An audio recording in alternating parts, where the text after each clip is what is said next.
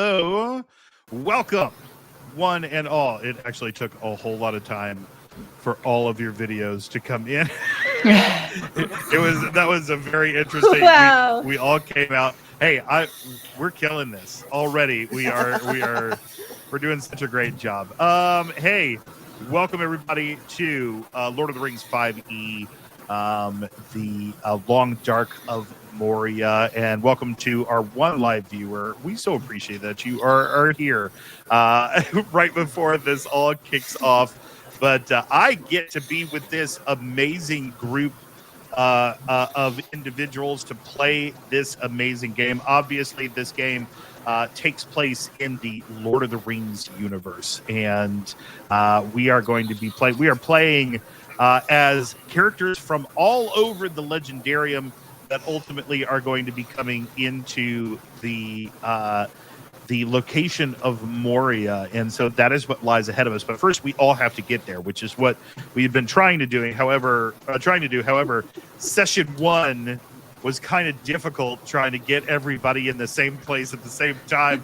Let's go ahead around the table real quick. I want people to introduce themselves and their characters for us, if you will. Let's go ahead with Naradris. Let's start actually bottom right with Naradris.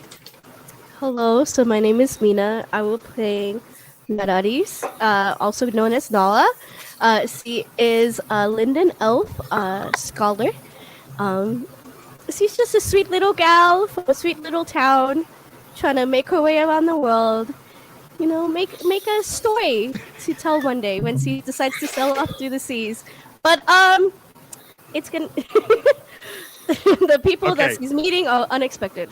All right, no, this is not okay. This is not okay. When we talk about a sweet little girl around the world, she's coming from a sweet little town. She has absolutely no idea what she's talking about. David, I think you have too much venom in your voice. I'm doing my research, David. Okay. First off, let me just say that basically what we have here is that Mina signed up for a Lord of the Rings game without knowing David, jack don't call me out. about Lord of the Rings. David, don't call me out like that. David, don't beat me. I know some things, okay? I know a few things. She did recognize the name Gandalf. I know the hobbits. I know the meal times. I know. You do, huh? Strider? I know who Aiden Turner plays in the Lord of the Rings movie. I know. Okay. Okay. There's a lot to unpack there. There is a whole lot to unpack there. But we're not going to have time to get all of that going. Just to let you know, fantastic. Yes. Okay. Good. We got that set. Great, Mina. You are amazing. Next up is right next to her is the Phoenix playing Tora. Yes, so my name is the Phoenix. I have she/her pronouns, and I will be playing Tora. She is a Iron Hills Dwarf who has descended from the line of Durin through the maternal side, and she will be playing your guys' captain this evening. Amazing. Dwarven captain. Okay, fantastic. And last episode, visited some of her cousins over in the Iron Hills, and tried to rally them to go to Moria, but they would not go last time. So we are finding out. We're finding out that she might have to go into the darkness of Moria all by herself. Right next to her, is Magni Korn. Nick, tell us a little bit about Magni Korn. Yeah. Magni is. How should I put this? Magni is a barding from Vale. That's all you know. He alluded to being a noble. That's about it. If I'm being honest. He, him pronouns, and yeah. Fantastic. Excited to hear from Magni. Up top, all the way to the right here is Arden, daughter of Aren. Tad, tell us a little bit about your character. Hi, I'm Tad. I was not here last week, but I'm here now, and my character is unconscious. I am playing Arden. She's a ranger from the north. She is a very young ranger from the north. She, her pronouns, both for me and her. Mm-hmm. And she is a messenger, so cool. Which will come into play, I'm sure. We are definitely hoping so. Okay, Nicole saying Tad being unconscious is a bit of a pattern now. Yeah, definitely becoming that way. Definitely is. I'm just waiting. It just needs to happen to Joey, and we'll have the full bingo, I think. Right next to her is Fenric Trickfoot. Go ahead and talk a little bit about yourself there, Fenric. Hi, I am Jazz. My character is Fenric Trickfoot. Fenric is a bit of a he is a warden, a Heartfoot hobbit warden.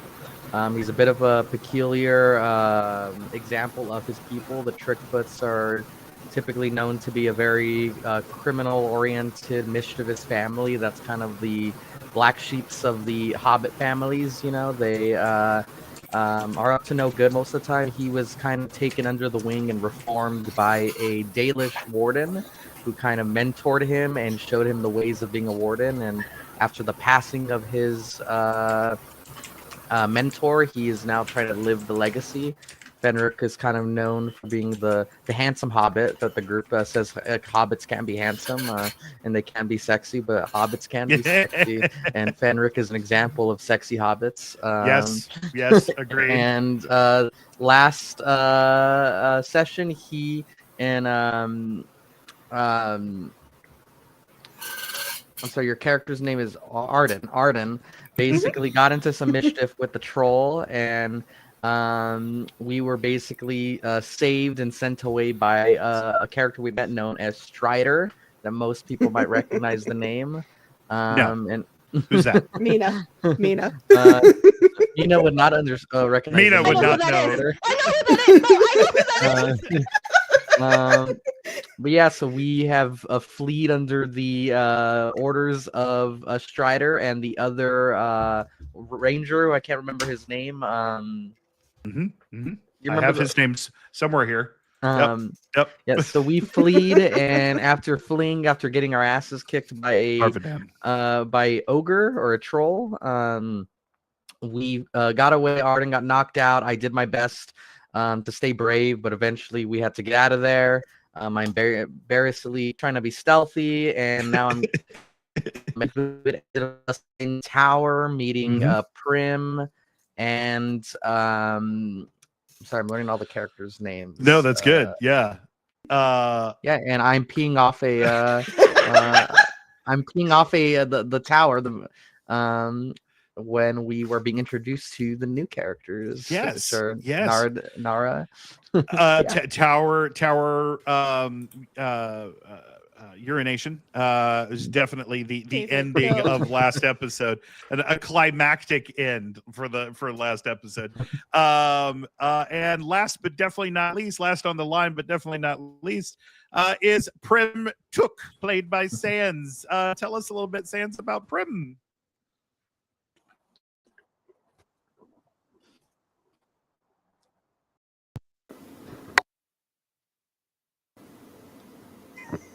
It's definitely primarily non-sexy hobbit. Yes.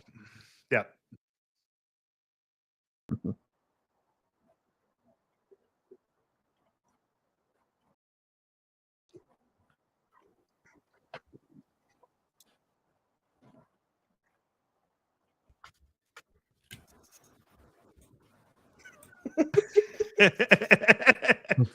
Amazing. Fantastic. Okay, so we are going to jump into this story in just a moment. But before we actually get to that, let me mention, yeah, geez, Louise, my video's having a fun time trying to keep up with all of this. But let me just mention that to everybody watching out there, thank you so much for being a part of this amazing sort of experiment that we're doing here, and it may be a little there may be some fun little video glitches here and there, but we're excited to be streaming this, and we're excited to be with you guys as we do this Lord of the Rings 5e, The Long Dark of Moria. Let's go ahead and jump into the magic here. All right. So last we left our characters, you guys were at Weathertop. I'm going to come in on as we jump in here.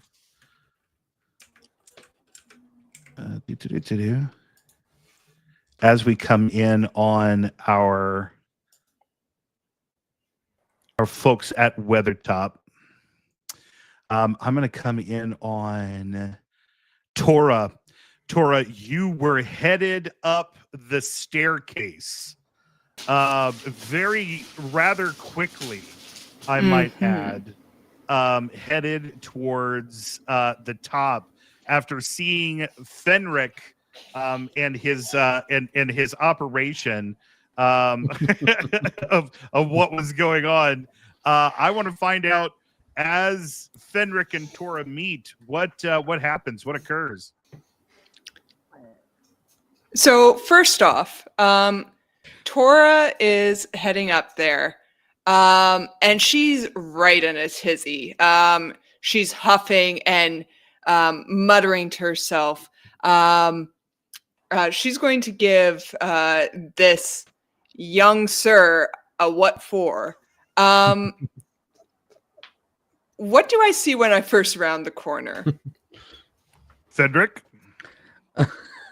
To be as PG as possible, he is just you would see him in the process of peeing off a cliff in all his glory.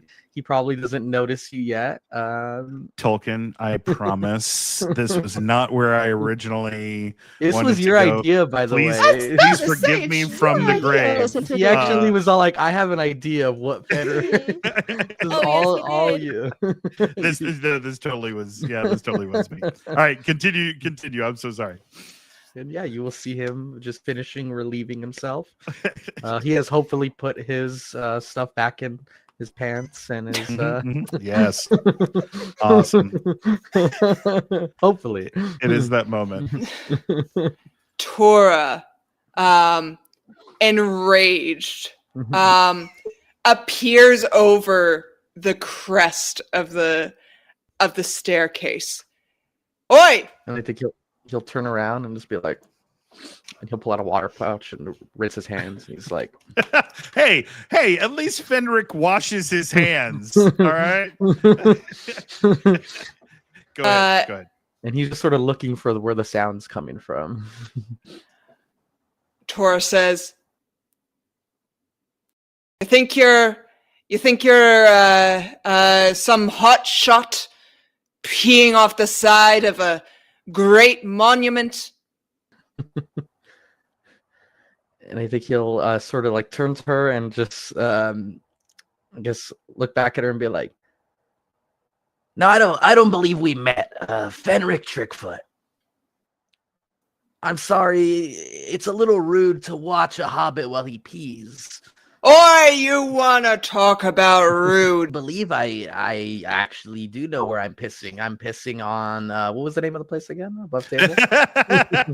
So Because he did remember, if I remember correctly. Yeah. This is Weathertop. That's right. He did after a successful roll. Yep. I do believe this is Weathertop. Yeah. And do you know the significance of that?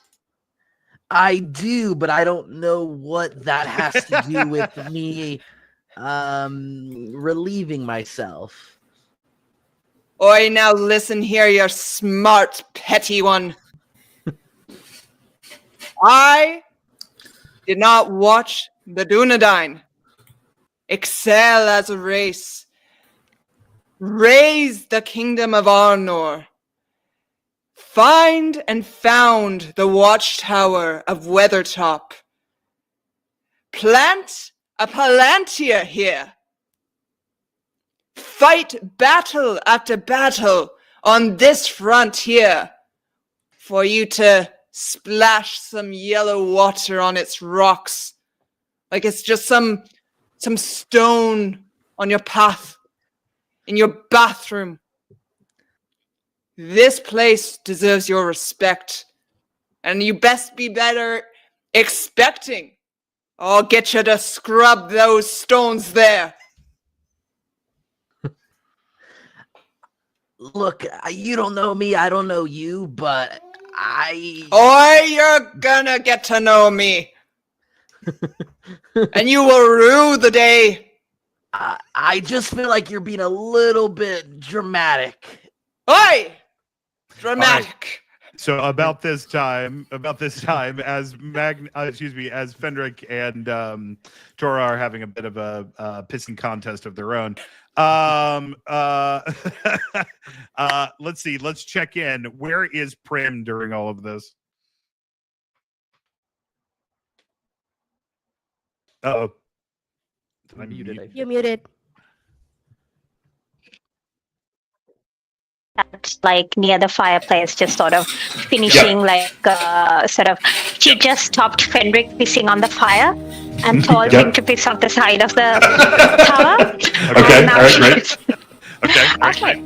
And now she's just watching, very sort of trying to compute what's happening and what's going on here. And so she just sort of walks to Tora and just says, okay, so, hi, it's nice to meet you. I'm so sorry that we've apparently like desecrated one of a place that was so important for you.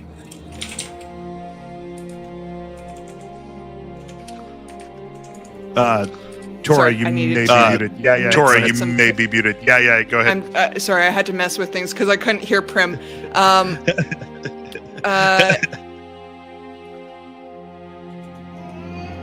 Tora will turn around and she'll say,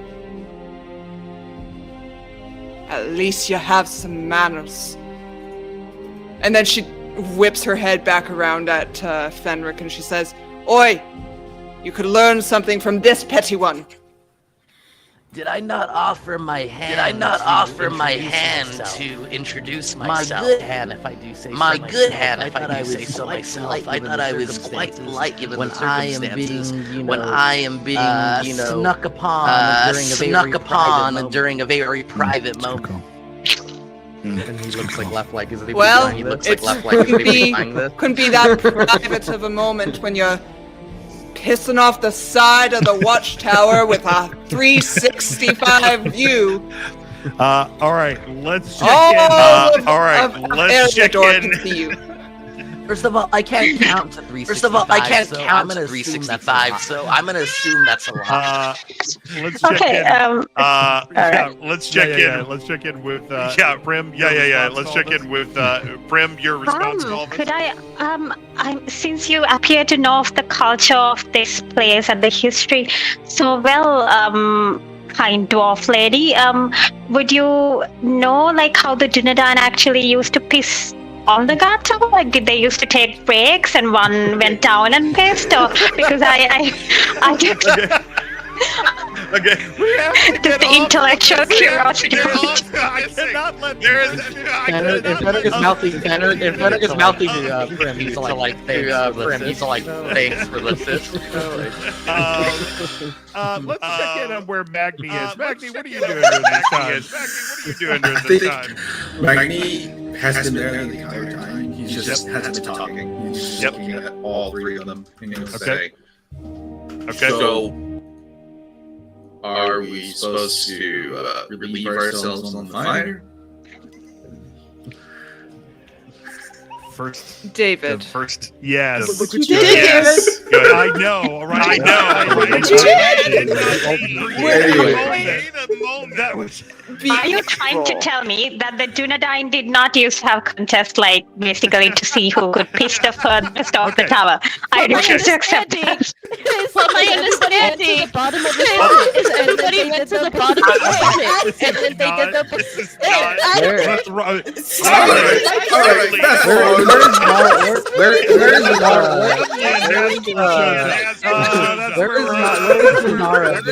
is Nara? Rings campaign. Just behind?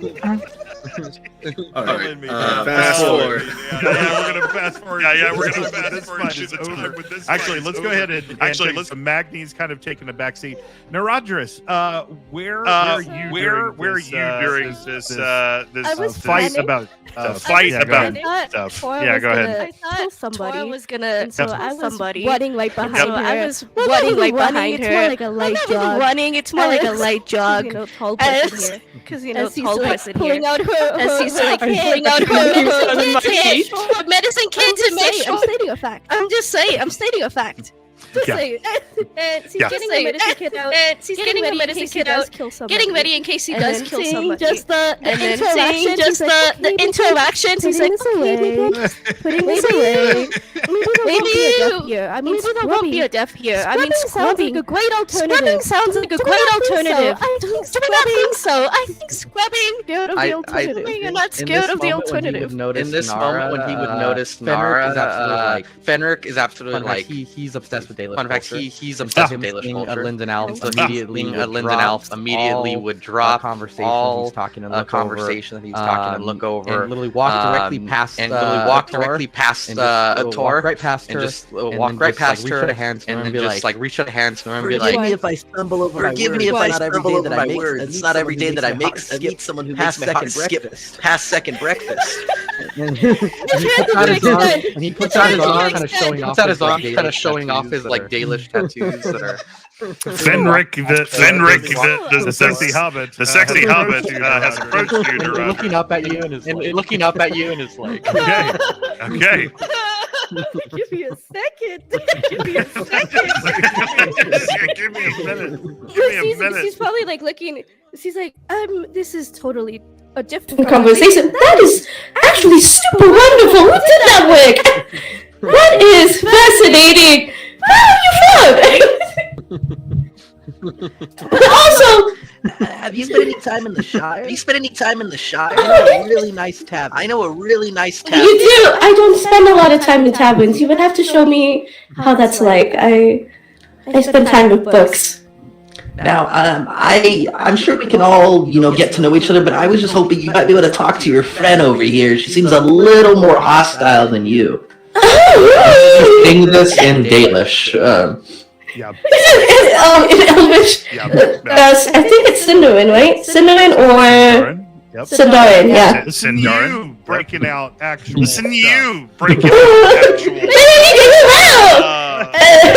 Well, when he mentions like calming her down, now I get like a little like, I don't believe I'm capable of do. She is our own independent woman. She does whatever she likes. I would just seek apologies and then move on from there. Again, scrubbing sounds great. I've seen her kill in Ogre. I think she would kill again if given the chance. She would kill again if given the chance.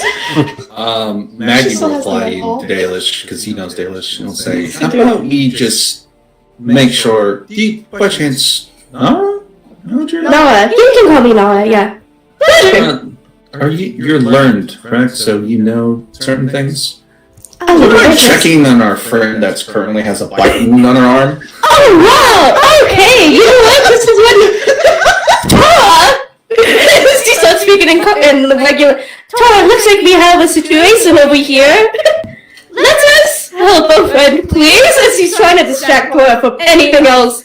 Oh my God! A bite mark. What could have bitten her? You seem like an expert in monsterology. Oh my God. Okay. Bestiology. There we go. Alright. Looking at this bite mark, Could I? Sorry, it's making sounds in the background. Little ones, yes. No, I got you. Could I deign to identify the dental work, maybe with like a hunting check? You want to identify what now?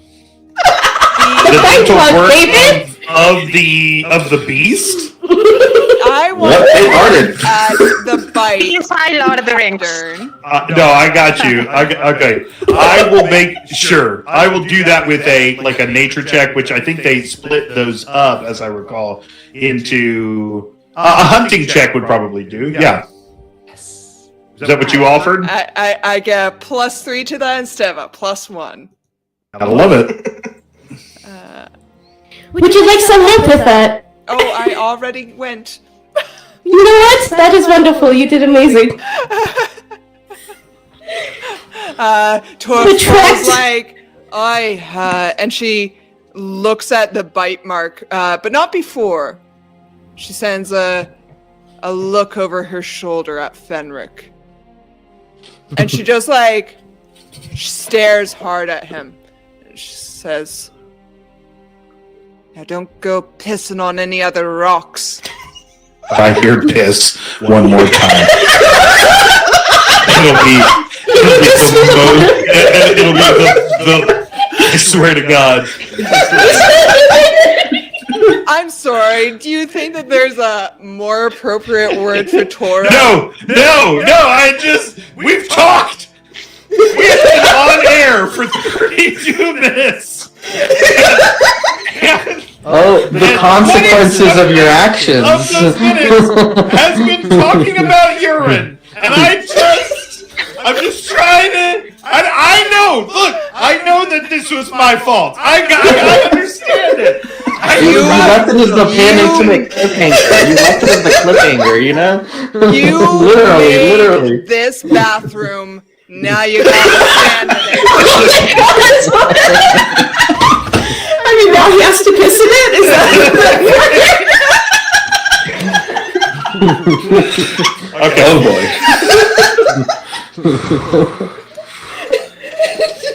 This is a Lord of the Rings campaign.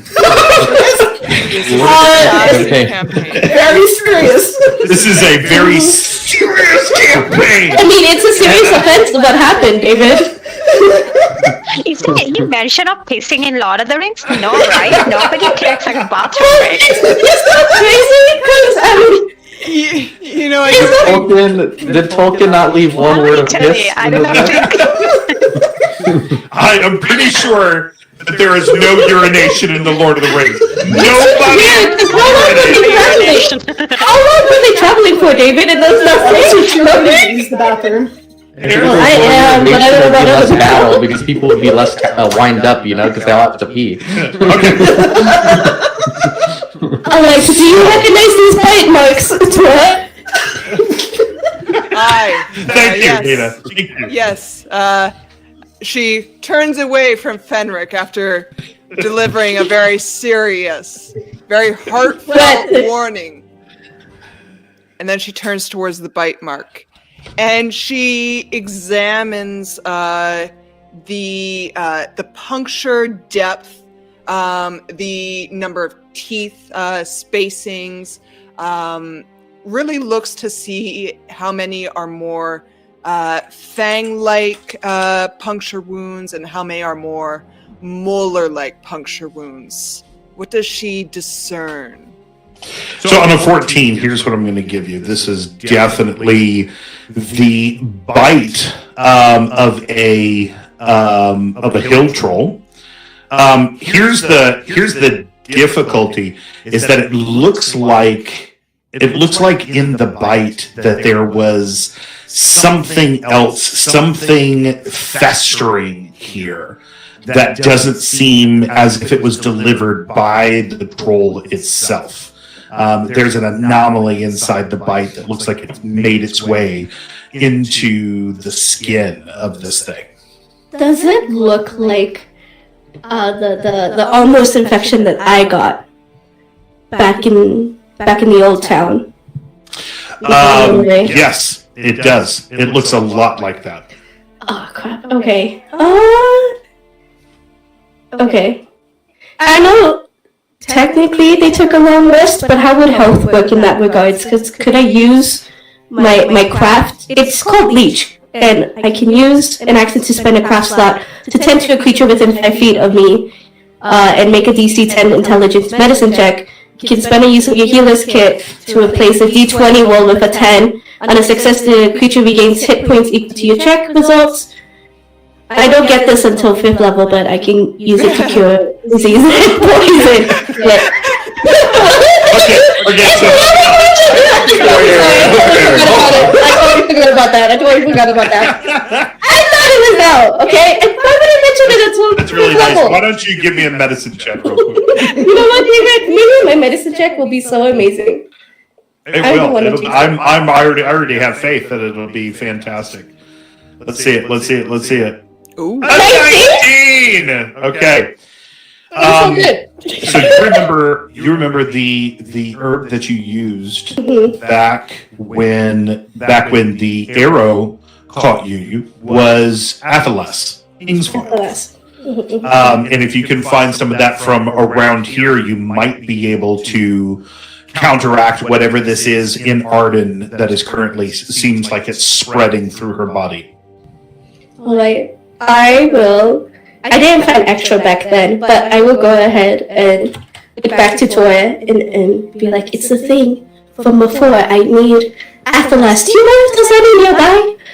I mean, I can go scouting, but... It's called Kingsweed, right? Kingsfoil. Yep. Kingsfoil. Kingsfoil. I think I can probably scrounge up a few of these eyes here to cover the area. Yes, that would be amazing. Tora turns Sweet. around. You guys? Yeah, looks back at the Should we others. all make a nature check? So let's do this. As she talks about Kingsfoil, if you would like to go looking for this, you definitely can. I will give the roll though immediately to those who have proficiency in nature. Who has proficiency in nature for that? The nature itself, or the things that's been broken up into? Yeah. So nature's been broken up into hunting, explore. Yeah. Does anybody have any of those proficiencies? I have hunting and explore. I have +1 to all of them. Okay. All right. Yeah. So if you have a proficiency that would apply, then go ahead and roll it. Yep. Okay. Oof. Okay. We're starting off strong, you guys. I don't have proficiency, but I'm... I know. Should I just start making my Should we just try it? No, you're fine. No, it's like putting a heating cloth on your head. Don't worry about it, don't worry. I just couldn't see with my eyes at the moment, you know. The aroma I was left behind. It's just palpable. Fenric is looking at his like broken, dirty, muddied herbalism kit that from the run with the ogre. He's just like, oh no, it should be outside, not in herbalism kit. If it was there, I would have had it. So you can definitely find some of it around you, but it looks like these two. If you're rolling that to like go off and start trying to find it, you did not. You did not find it. As you guys are looking around, can't seem to find the medicines. Oh, Pam, I don't.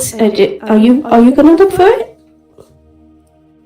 Could you guys maybe describe the medicine to us so we can sort of go around and make a check? And I mean, I'm a governess, so I've never really interacted with nature that much, but I'm keen to give a try.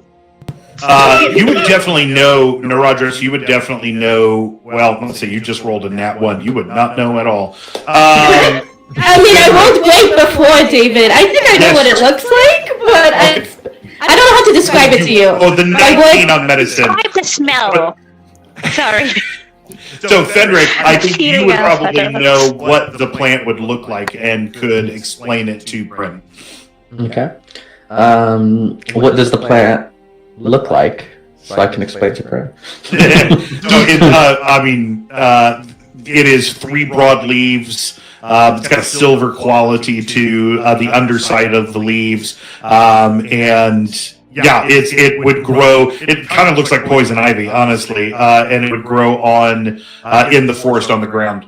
Mm-hmm. It also has small white blossoms on it. What's it called? Kingsroot? I know what you mean. Say Kingsroot? Kingsfoil, I think. Kingsfoil?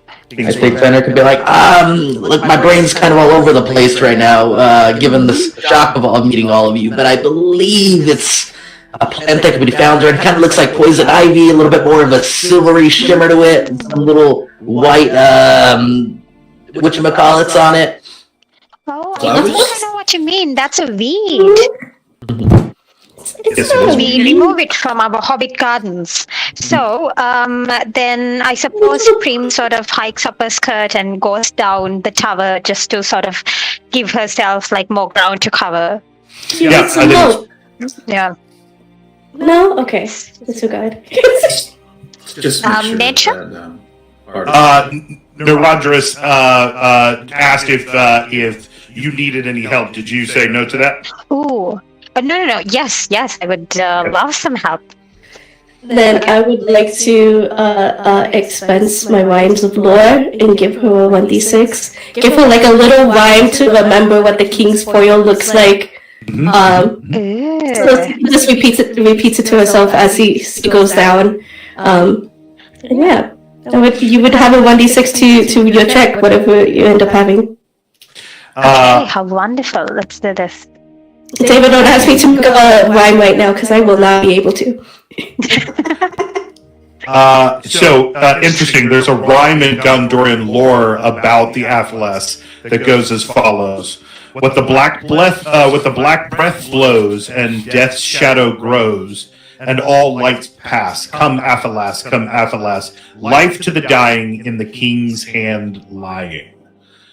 So this is history, yes, that you can help to sort of also give her the concept of what it is. So the two of you are going to go looking. Yes, go ahead and roll that nature for me, Prim, and you're going to add the d6 on top of it.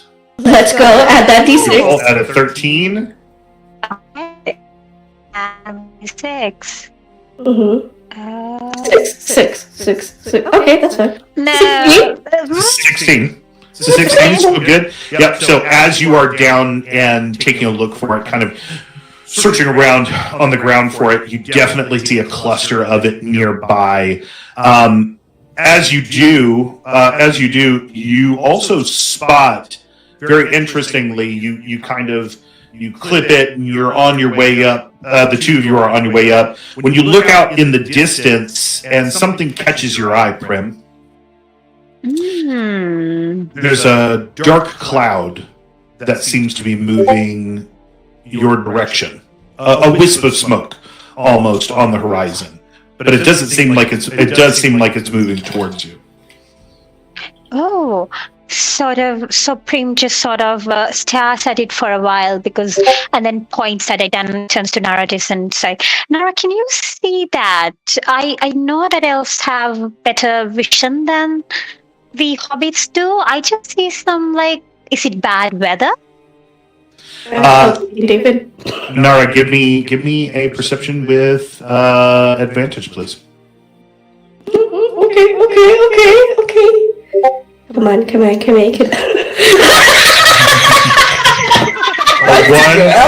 20. What do your elven eyes see? Spectrum. What do I see, David? Crowbine from Dunharrow. These are servants of Sauron. On a nat 20, this is a crow. This is a band of very large crows that are the eyes and ears of Sauron throughout the land. You would know this as a Linden elf. And this would be something that you need to make sure that everyone up on that tower is hidden from. because as Sauron knows where you are, so also will the servants of Sauron know. I am going to leave this moment, though, and I'm going to head to Arden. Arden, hi. As you are laying by the fire, you are drifting in and out of consciousness. There is...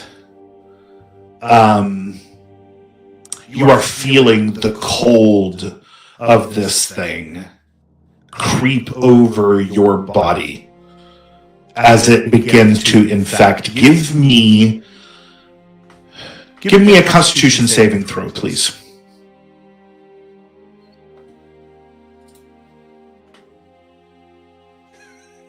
That's a 6. That is a 6. I want you to give me a memory, something that Arden holds on to very dearly, something that reminds her of where she's from.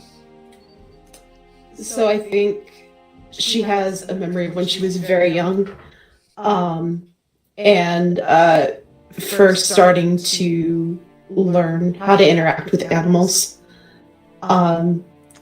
There was a horse that she was scared of because she was a small child, and horses are huge, especially when you are a small child. And I think her father was there, and he softly encouraged her and helped her not only overcome her fear, but to actually connect with this animal and to see that it could be very gentle and very sweet and very kind. You hear his voice as he is teaching you about these creatures. What particular animal is it that he's helping you with, you think? Like I said, a horse. So You said a horse? Okay, fantastic. yeah, unless you need something more specific. No, that's perfect. I just am currently doing about 7 things as with the stream and all that. Yeah, it's the horse's raw strength. Sort of, it frightens you.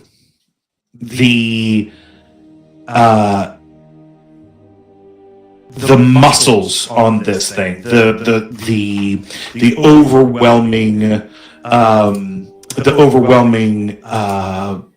presence of it frightens you as you reach up to touch the very strong neck and shoulders inside of this horse. You hear your father's voice, and it says, "Now recognize the humility of a horse.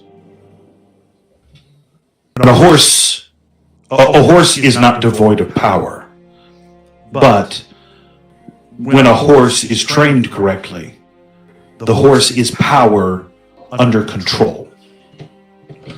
This is what it means to be a Dunedain. We are kings of men. We belong in palaces, not in the forests.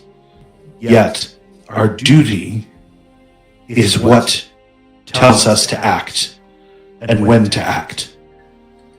And when you choose to live your life for other people, to protect, preserve, that is when you truly understand what humility, compassion, love, and strength are."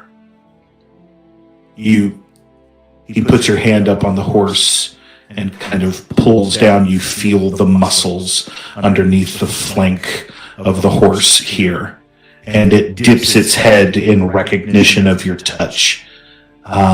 You hear your father speak some words, and you would recognize it as Elvish, not a language that you fully learned yet. You can tell he is speaking to the horse. He is connecting to the horse in this moment. This is the memory that you have.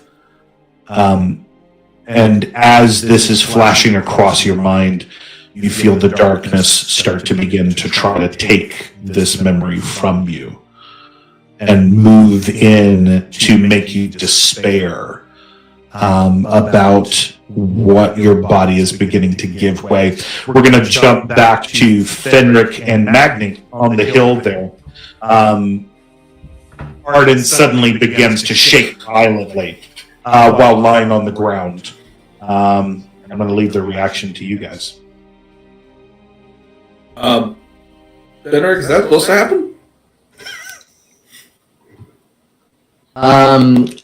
As Fenric looks over, would he recognize what's going on at all, or should I make a check of any kind?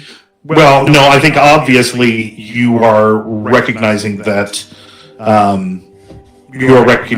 she is going. I mean, you would have seen individuals that have experienced this kind of effect before. She's going into shock. Her body is literally starting to give out on her. I think Fenric will, I guess his protector instincts will activate, and he'll, I guess, rush over to her and be like, she's going into shock. We gotta do something quick. And he'll just start panicking. Yeah, give me a medicine check with disadvantage, please.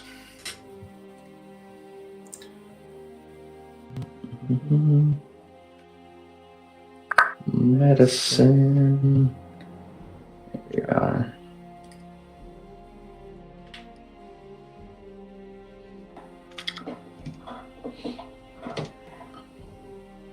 That is an 11. Okay. Not exactly sure how to be able to help her at this point. And she seems to be worsening by the moment. Magni, got anything up your sleeve to help?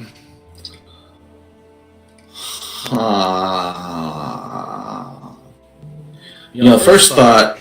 Well, this is about table. My first thought was to just cauterize the room, but that's never going to happen.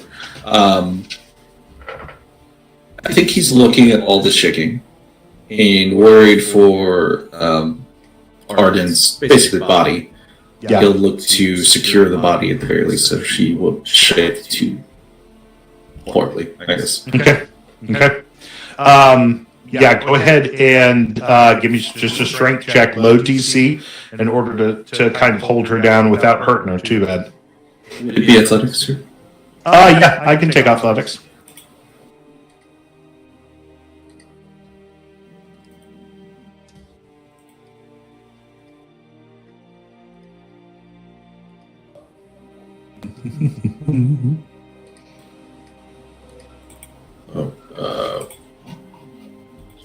There we go.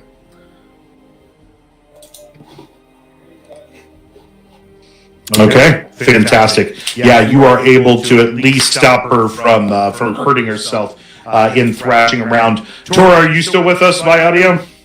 I am with you via audio. Sorry if that baby cries on the mic. No, totally fine. You are seeing this happen. Any dwarvish thoughts here before Nara and Prim are able to get back?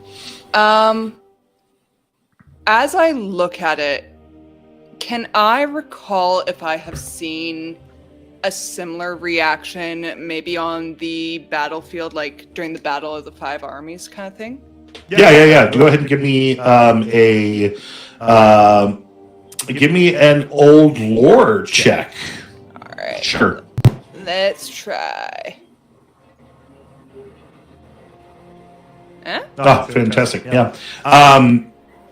At this juncture, you think you might be able to, as you're seeing sort of the nastiness of this wound set in, the destruction of the poison on the body, you think that you might be able to use some fresh water, and there is still some. You might be able to use the fresh water, and if you can open up the wound a little bit, cut at the flesh just a tad where it is poisoned, in order to let some of that water wash out some of the poison. There is the possibility that that might work. All right. Tora will. I imagine I probably have a water skin. Oh yeah. I'll grab. Yeah, I got a water skin. Tora will grab out her water skin and she'll look towards. It's Magni and Fenric here, right? Mm-hmm. Yeah. Yep. Magni is currently keeping her from shaking too violently, so you have to ask Fenric for what you're about to do.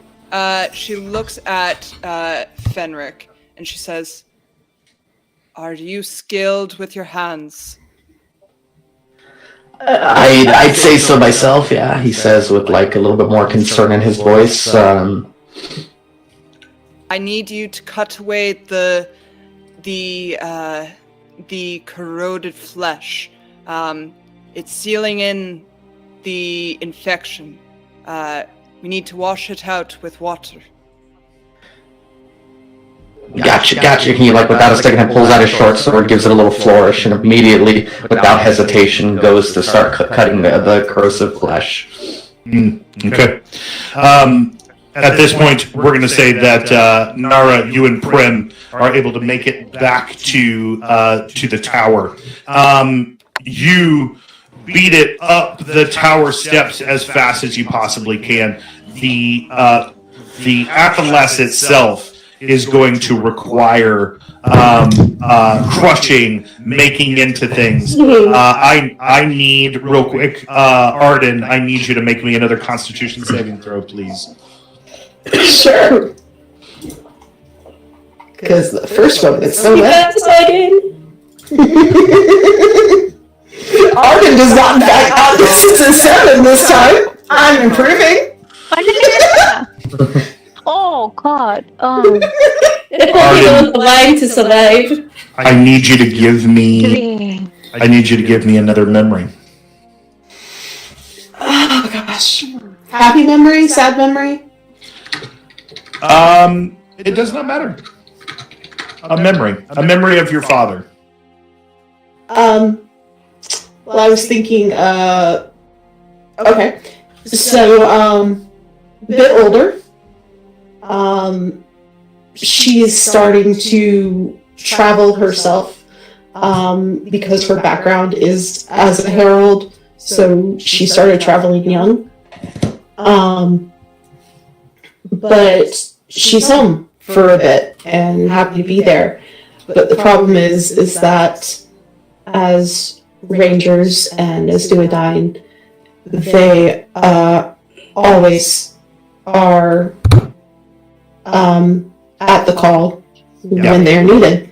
Yeah. So her father, Aaron,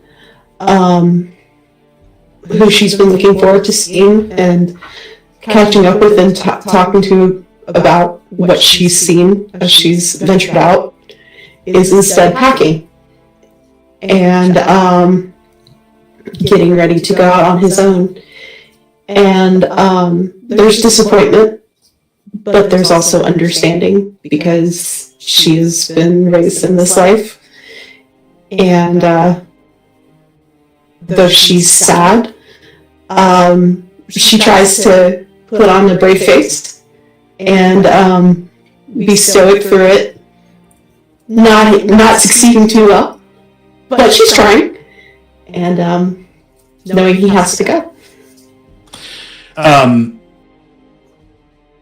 He looks over at you and goes. He kind of comes over, gets down on your level, maybe sits on the end of a chair or something along those lines, and he kind of puts a hand up to your face and sort of strokes his thumb across his to the left, and he says,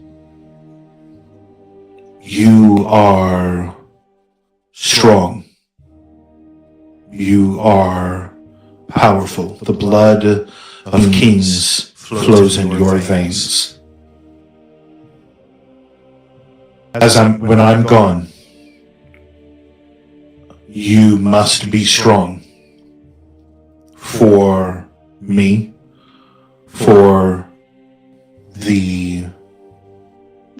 for the rest of the encampment, for your mother. I know that you're not grown yet, but you are going to experience things in the next little while that are going to make you into the woman that you will be. And I believe in you. I believe you can do it. I'll only be gone for a short time, but until then, this is not goodbye, remember? Right. Just farewell for now. Just farewell for now. And he throws his bag over his shoulder and walks out of the door.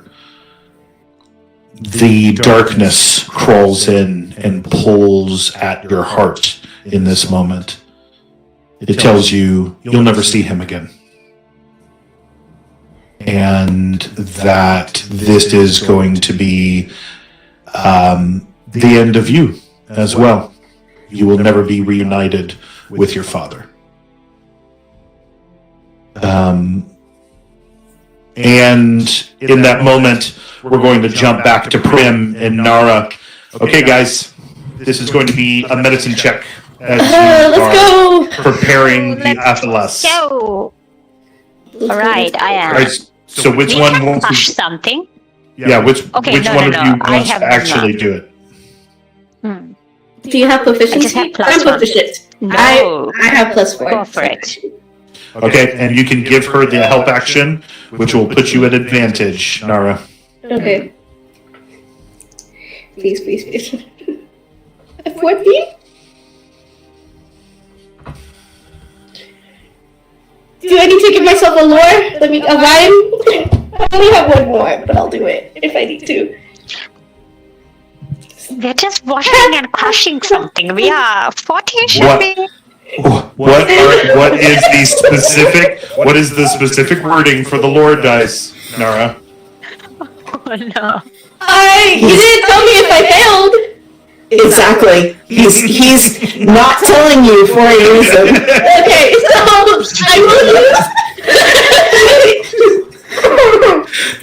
I will use my lure die. Yes. I will give myself a little rhyme to try and keep her alive. Not alive. Okay, go ahead and roll your dice.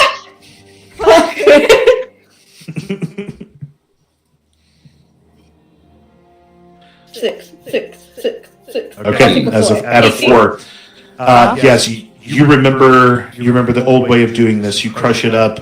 Prim is there in order to kind of help you in putting this on, but at the last minute you remember, I'm supposed to breathe on this. Heat is what actually activates it. So you wind up breathing into the wound here, and as you do, the medicine begins to soak in. You see the black lines across Arden's arm begin to recede slowly.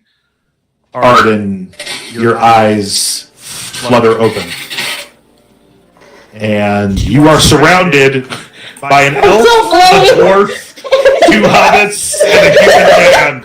I'm so pissed. I'm warming your arm. Not just surrounded, like, the elf is blowing into my arm. The human man is holding me down. One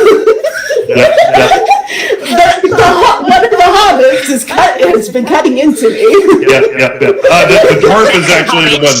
Yeah, the sexy. The dwarf's drenching you with water. Yeah. So like, she's gonna wake up with a bit of a start. I think she's like the knee-jerk reaction, especially since the last probably clear memory she has was running from a troll. Would be to try and like pull away from all of this because she doesn't know what's going on right now. This is weird. Hey, give me a second. And I was just like, wait. I'm just. If Nala starts telling her to wait, Maggie will continue the whole time. Wait. Okay. until I see that the blackness completely recedes. And then once it stops, then I'll let go. I'll let go as well. It does begin to recede, and finally winds up soaking up all of the whatever this was, this darkness that had been met in you. However, Arden, the wound continues to ache, and you are actually going to wind up taking a shadow scar in this moment. I tried, I'm sorry. Now, shadow The con saves. You're fine. Say again? It was like, I'm sorry. I'm like, I failed the con saves. You're good. I'm alive because of you. The shadow scar is going to wind up affecting some things from here on out. But yeah, you have received this scar on your arm and will carry it for the rest of your days. Interesting. You're at Weathertop, receiving a shadow scar. Sounds like other things that have happened before. Yeah.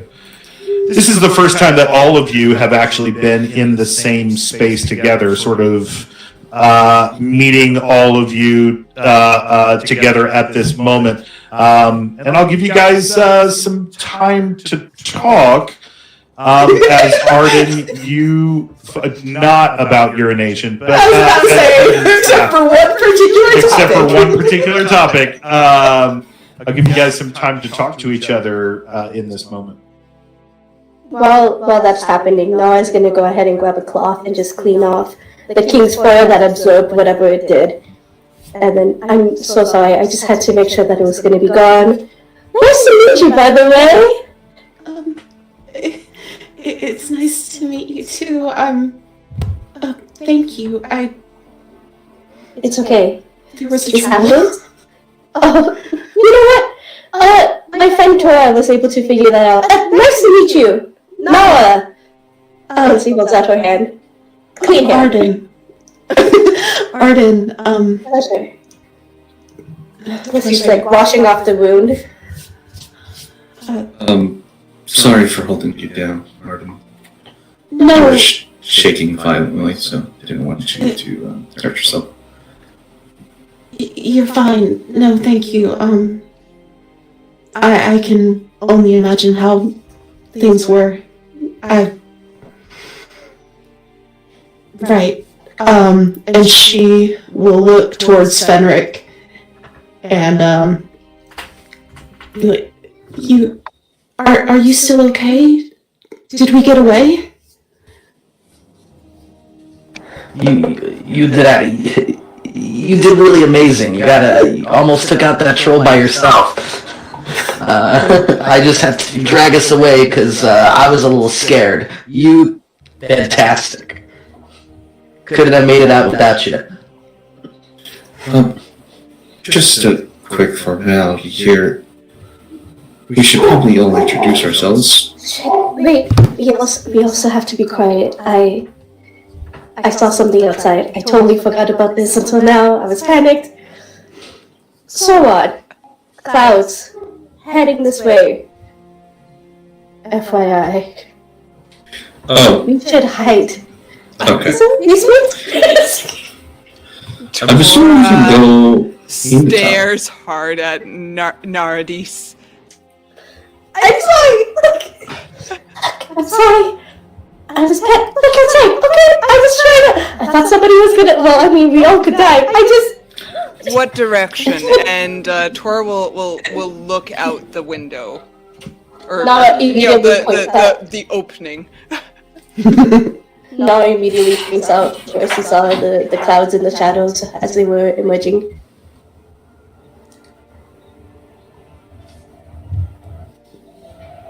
Have they gotten closer? They definitely have, yeah.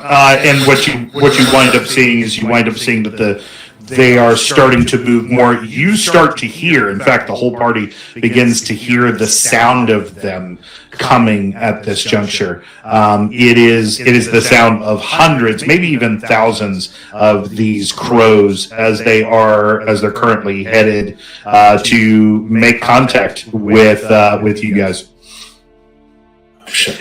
You don't know if it's specifically headed your direction, but it's headed really close. Go ahead. Maybe if we hide. Come on, there's probably a place for us to hide within where it covers everything. I Okay. think we'll leave introductions for after we're in a safer spot. I do apologize. I didn't mean to interrupt. I forgot about this until now. As she's freaking out, I like to imagine that Tora found a great tactic for when Nara starts to stumble over herself, and she goes up and she flicks her right into the eyes. I get it. That's not nice. It's fine. It works. He's like, okay, I get it. Okay, can we please? Captain. Okay, so at this point, sorry, is there a fire going? That's a great question. Is there a fire going? No, I think Prim put it out. That's what I wanted to check on because Arden would have put that out if. Yeah. In this moment, she's used to having to hide quickly. I love that. Yeah, most definitely. I will say that the lot of you are gathering up your things, starting to head in a direction. You know what? I'm going to give this one to the hobbits. Fenric, go ahead and roll me a perception check, please. Perception.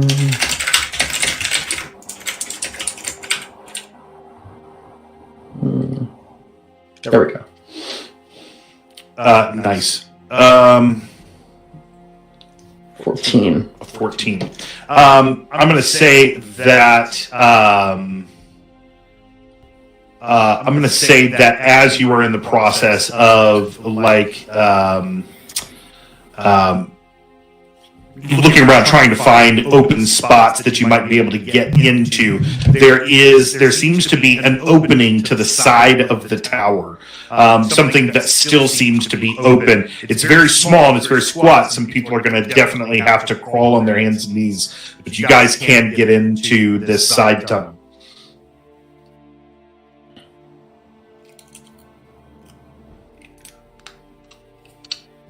Did you hear what I said? Yeah. So, okay. So I see the side tunnel. I think I'll just quickly he'll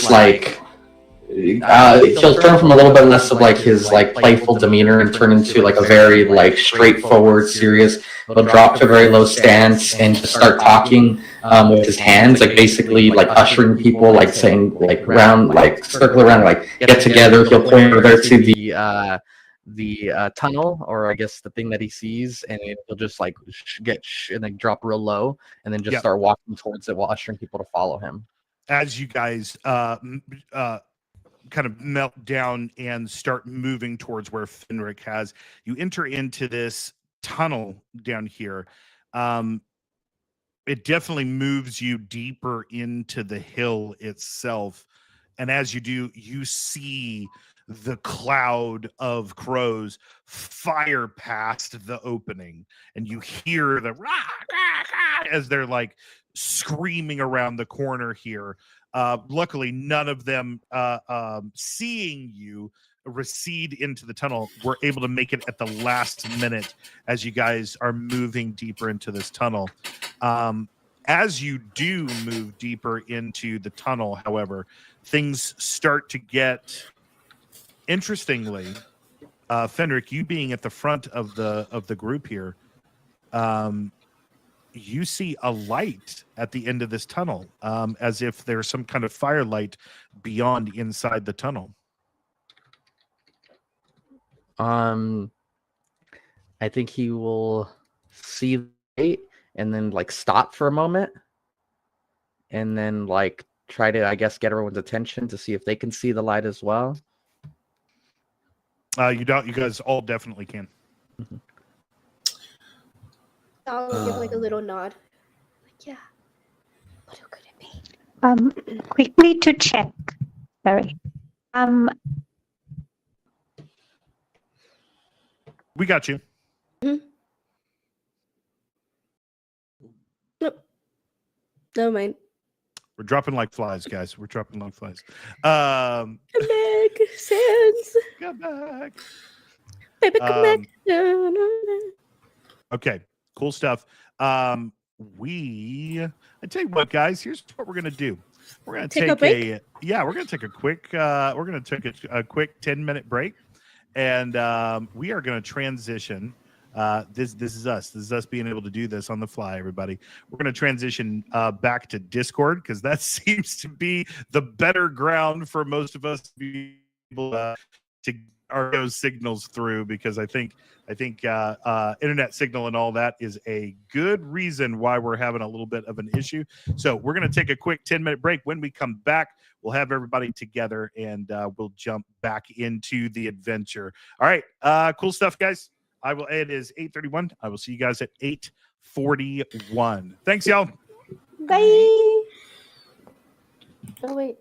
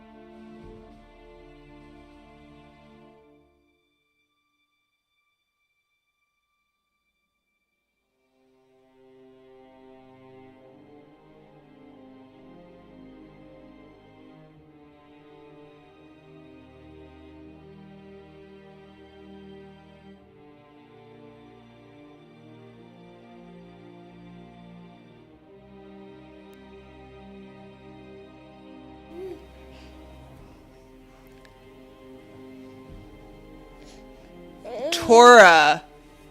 Oh, sorry, go ahead.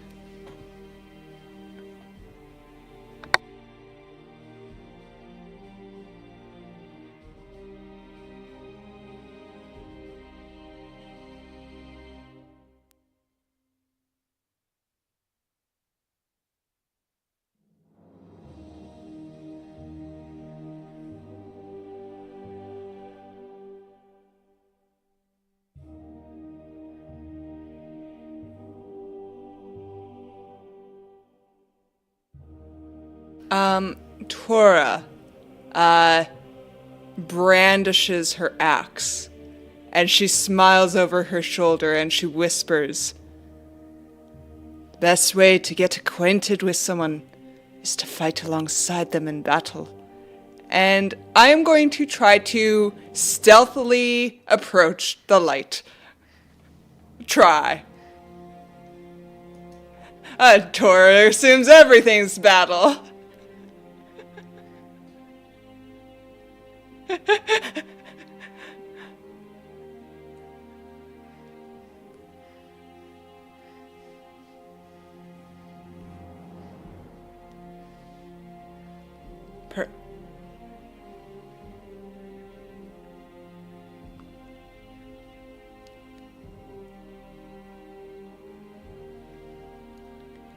Well, there's like an opening, right, where the light's coming from? Perfect.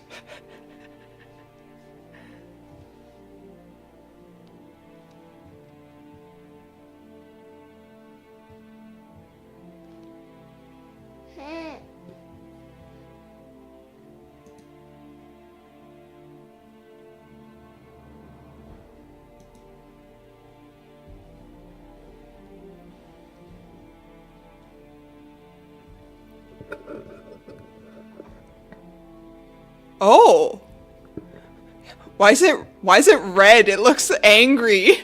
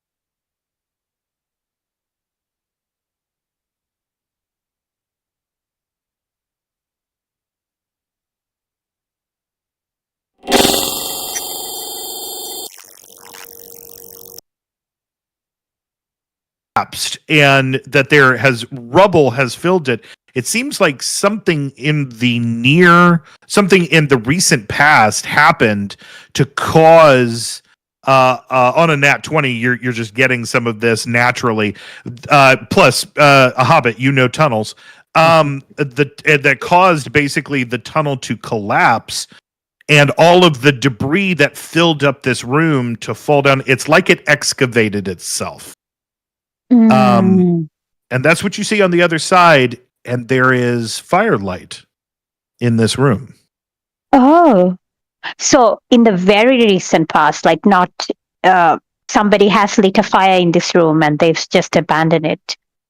Well, you assume that somebody lit a fire in this room. There is a brazier burning at the opposite end of this room.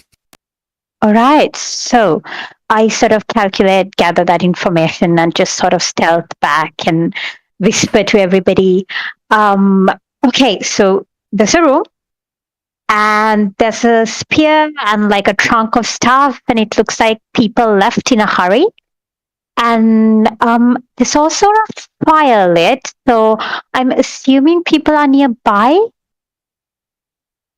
I'm not entirely sure, but right now there's nobody there for Tora to fight with.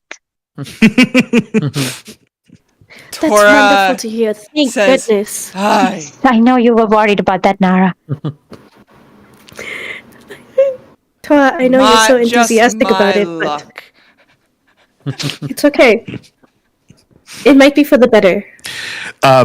There is, well, I guess at this point, who's going to go into the room? Is anybody brave enough? Should we all just go in? We put Tora at the front, and we sort of. Yeah, I'll be behind height, Tora. I'll be behind Tora, bow drawn behind Tora, kind of like bow over her shoulder as much as I Hold can. on. David, your audio's not showing on stream. Oh. Well, that's this is fantastic. How's that? Is that good? Mike, thanks for being patient with us. Don't worry, I just found out that apparently you went a whole 10 minutes without audio from you guys on my end. So Great, fantastic. We're work in progress, should you be guys. should be good. To know. Work in progress, everybody. Fantastic. So let's go back to that again, and let's see what we've got going on there. So you are who is headed into the tunnel now? If Tora goes. Or headed into the open room? Tora would lead the charge. She's brave. Okay. Tora, as you sort of your axe scraping with you as you're entering into this new room, you drop down into it. It's probably about a 6 foot drop from the tunnel that you guys have just come through. You drop down into the room and are sort of looking about at the things that are in here. I'm guessing the rest of you follow and sort of drop down next to them. You guys are in what seems to be an excavated chamber within Weathertop. And I'll leave the exploration up to you. Do you guys want to, if you want to find out what's in here, go ahead and make me an investigation check. If you're looking for something specific, let me know. I'm just looking. Got a 17 on Nara. Got a 14 on Magni. A 9 on Arden. Yeah. Would Explore not apply to that, or no? Is that for Explorer could definitely apply to this. Yes. Okay. Tora is going to look around for signs of a worthy opponent. Specifically, there are no opponents here, Tora. In order to fight, unfortunately. But are there signs that there used to be an opponent here? No. So sorry. This has been buried for quite some time. I will say to Prim with that investigation check of a 21. Prim, as a hobbit, what do you value of things? What is your value placed in things? Oh, so definitely. I mean, I have to say, I'm looking for recent signs of occupation, because you said that the brazier was lit. So if it was abandoned, why is the fire lit? Was it originally abandoned, or were people just using this to sort of bed down? And then they sort of heard us coming and hid. I'm just looking for food or any sort of signs of very recent occupation, I suppose. I got you. Yeah. I'm going to say that you go over to the brazier and you're looking at the brazier. It looks like that there is a switch here having to do with the brazier. As you kind of look over and into the sort of the mechanism for this brazier, you definitely see that there is something rigged to this, that when something is pulled or something is triggered, that it strikes a flint and lights an oil well that is within the brazier itself. it looks like somebody triggered this or something triggered this to come on. Oh, so this is not a new mechanism. This is like some old technology or something left from, could be from the Dunedain days. Possibly. Okay, all right. So I share this information with everybody. I say, it looks like it's rigged to sort of turn on people. I don't. Any of this ringing any bells for me? Absolutely zero. I would say that this particular cavern, no, that this would not be something that you had heard about from your lineage. Okay. In that case, yeah, Arden is going to be looking around and very confused and be like, this doesn't sound like anything I heard about growing up. On a 9, Arden, you do find a trunk here. And looking in the trunk, you do see a dress. So, nice. Real quick, because you gave us the option to explore, my 9 becomes a 12. Oh, nice. So, but yes, in that case, she will pull out the dress. As you lift it up, it seems to be a little big for what you are now, but it definitely would fit in your adult body. You would be able to fit in this dress, and on it, there is also hanging a necklace. When you take a look at the necklace, it is actually a pendant that looks like it is 2 stars next to each other on the pendant.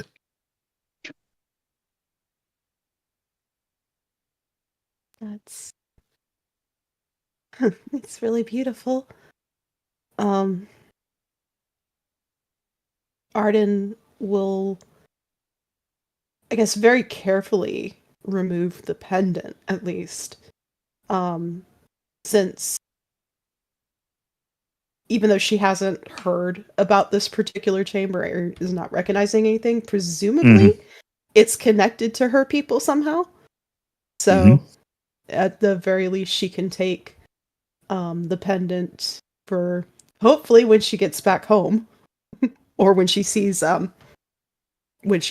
her troop again. Yeah, and maybe get some answers.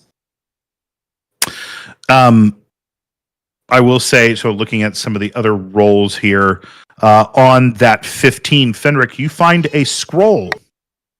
You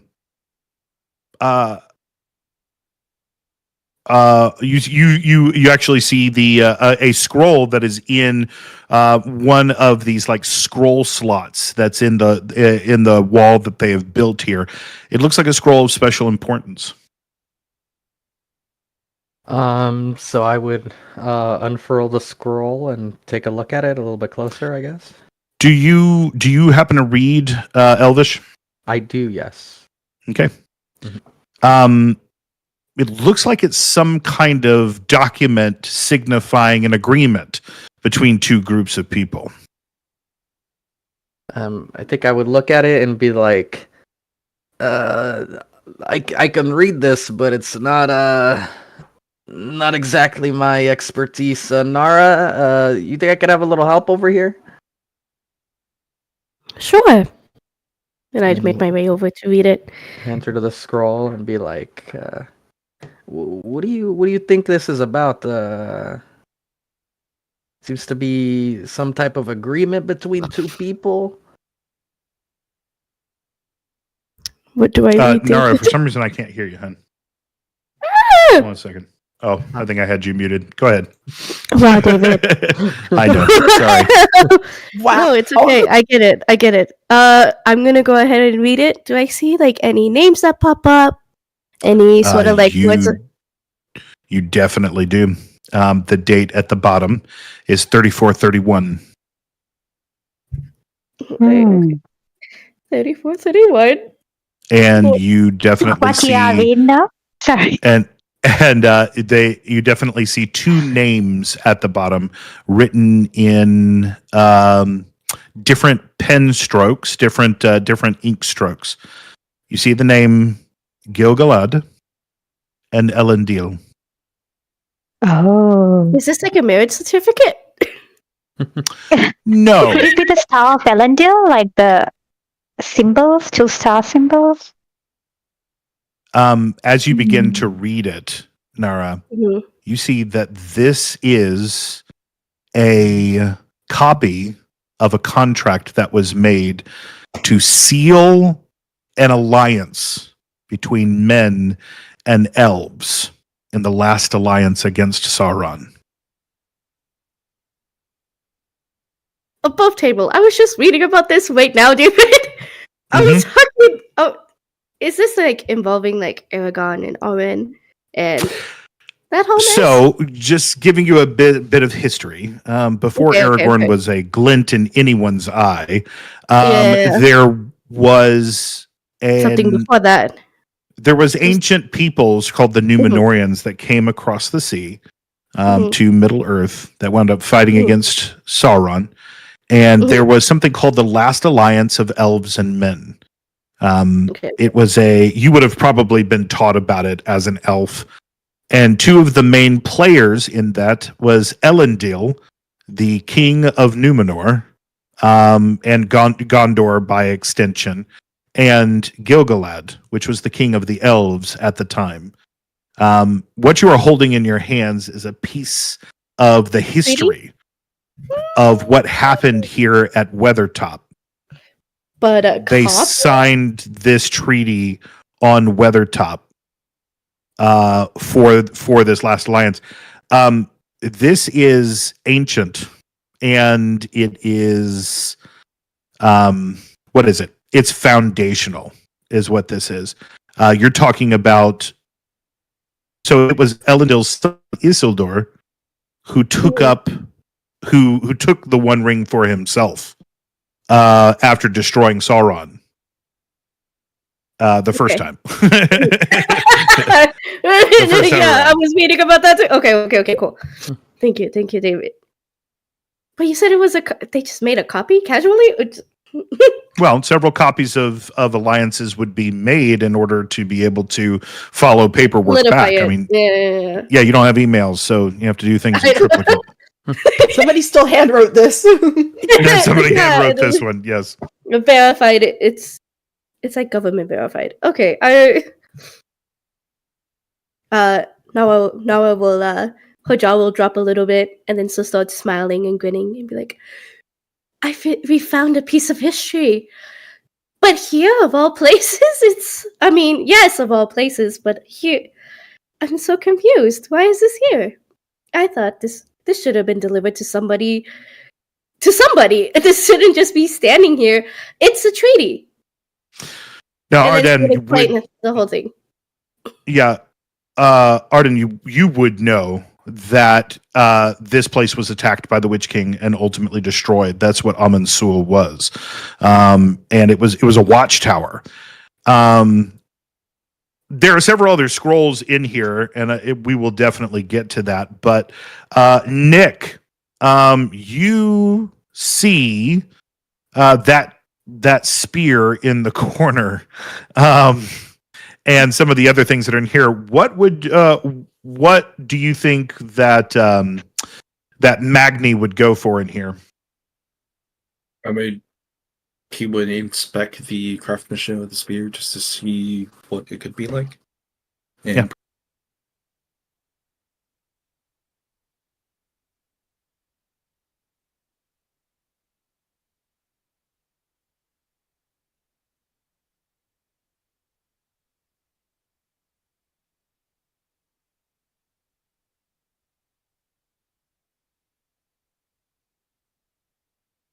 Spear itself seems to be made of impossibly hard material, both wood and iron.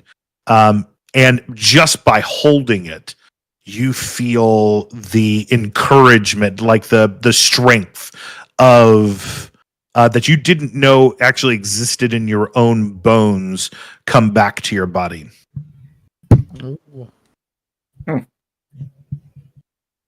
He'll say, well, no one else is going to use this. And he'll strap it to his back. Okay.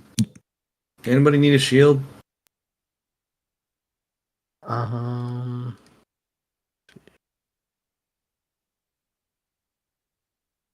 It's very light, so They're all checking of whether or not I can use shields. Moment. Is this a standard shield, or is this like a? How light is it? Could a hobbit carry one? Yes. Well, it depends on whether or not you are proficient with that kind of thing. Yeah. Am I the only one that's proficient? Fenrir I pulls think up it his, is a he'll you pull out thing. his shield, and he'll be like, I think I got it covered, and it's a little tiny shield, so it kind of looks like the equivalent of like a pairing shield to a normal human. But to him, I it's think like you should a full bring it shield. regardless. You can never have too many shields. Proficient. At this moment, okay, fantastic. At this moment, Arden, your eyes gather towards a pillar in the middle of the room that looked like something used to sit atop it. Go ahead and give me an old lore check, if you would, please. So is this folklore specifically? It's actual history? Okay. It's related to Is folklore it in and the folklore, David? Has it like bled into the folklore? So I technically have 2 old lore stats. If it's related to folklore and culture, then I roll higher. But Okay, culture. Yes, it would probably be culture, yeah. Okay, where's the other one? He said history. There it is.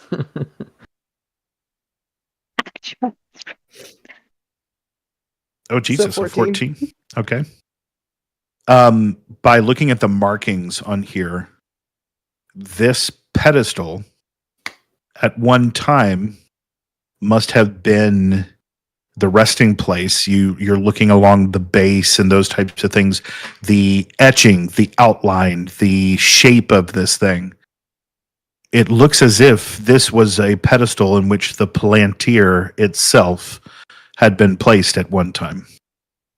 The Palantir, you would remember, are the seeing stones of the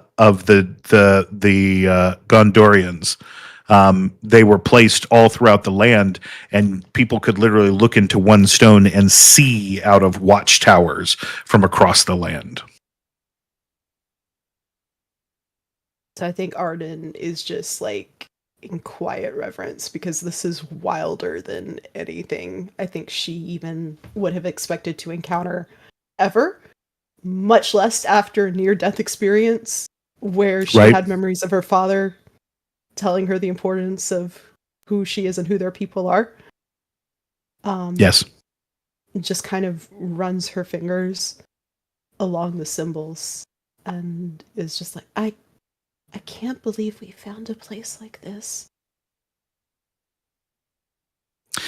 There is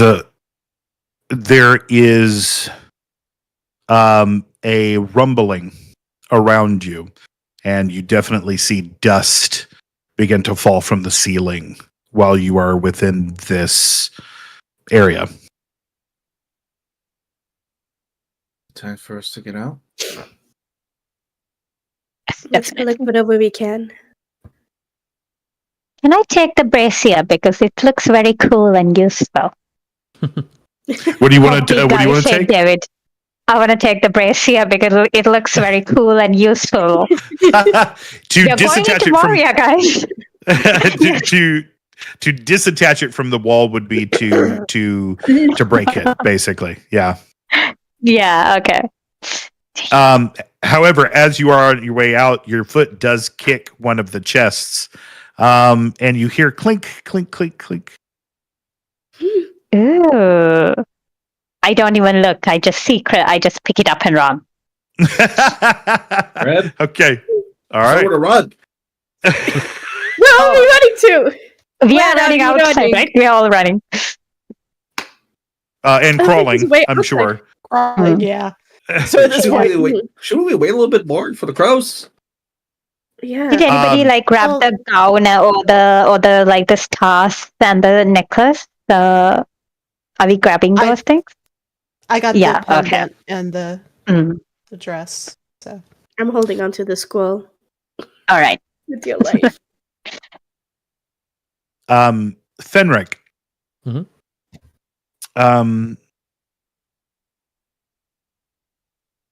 Everybody gets into the tunnels headed out of this place. I want you to give me a perception check.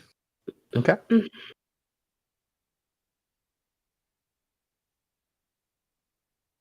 Come on.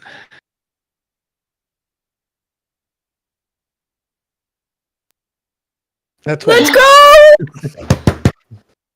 Yes. Jeez, that's like the third nat 20 on this. Yeah, the This is my only good roll. rolling The only well good roll this I time, I had. think. They definitely are.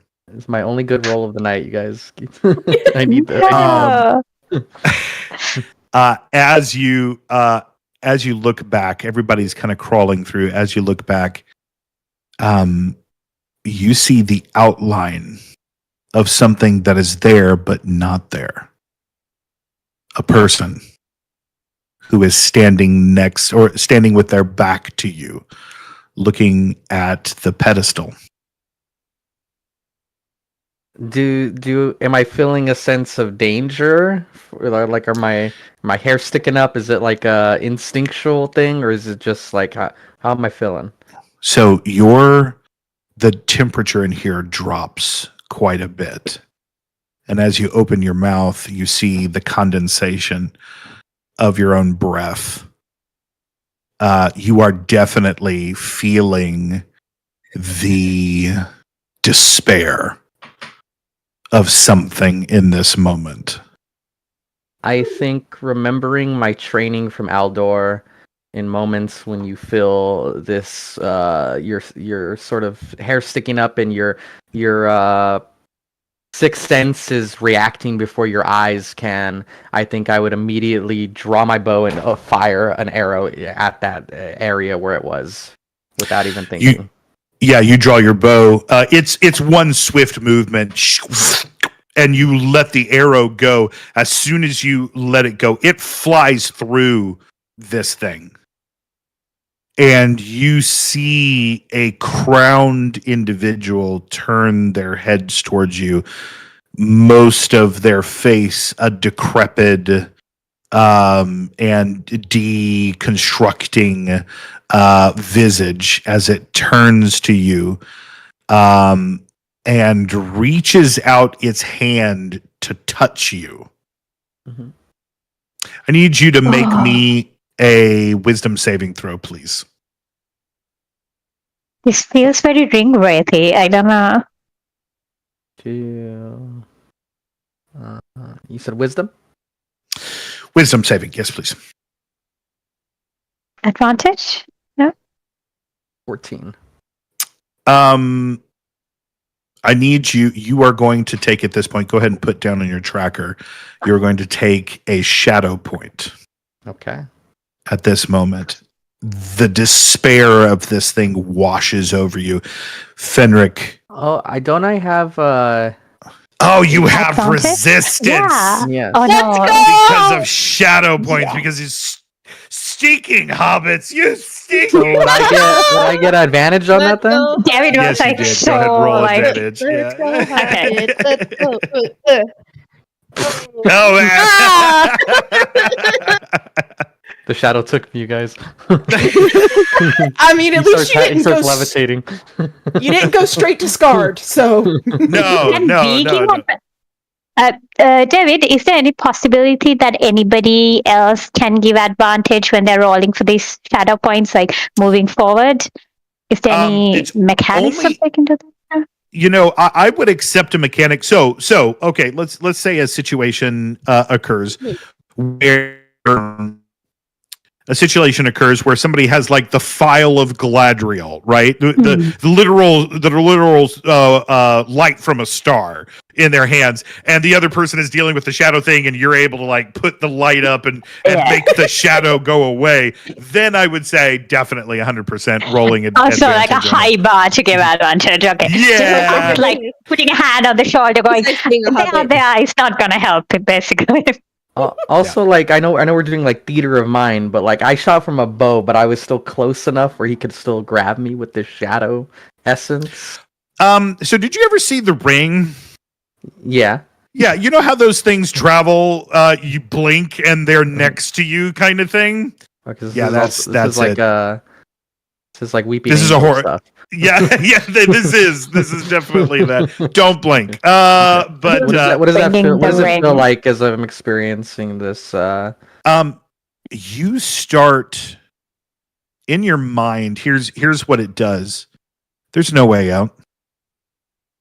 Reality is no amount of training that he gave you is going to save you. You are alone in this. The only person you can count on is yourself, and even in that, you're too weak to counter the threat that's coming. This is a fool's game. You're walking to your doom. And the only person who will be there as you perish is the one that takes your life from you.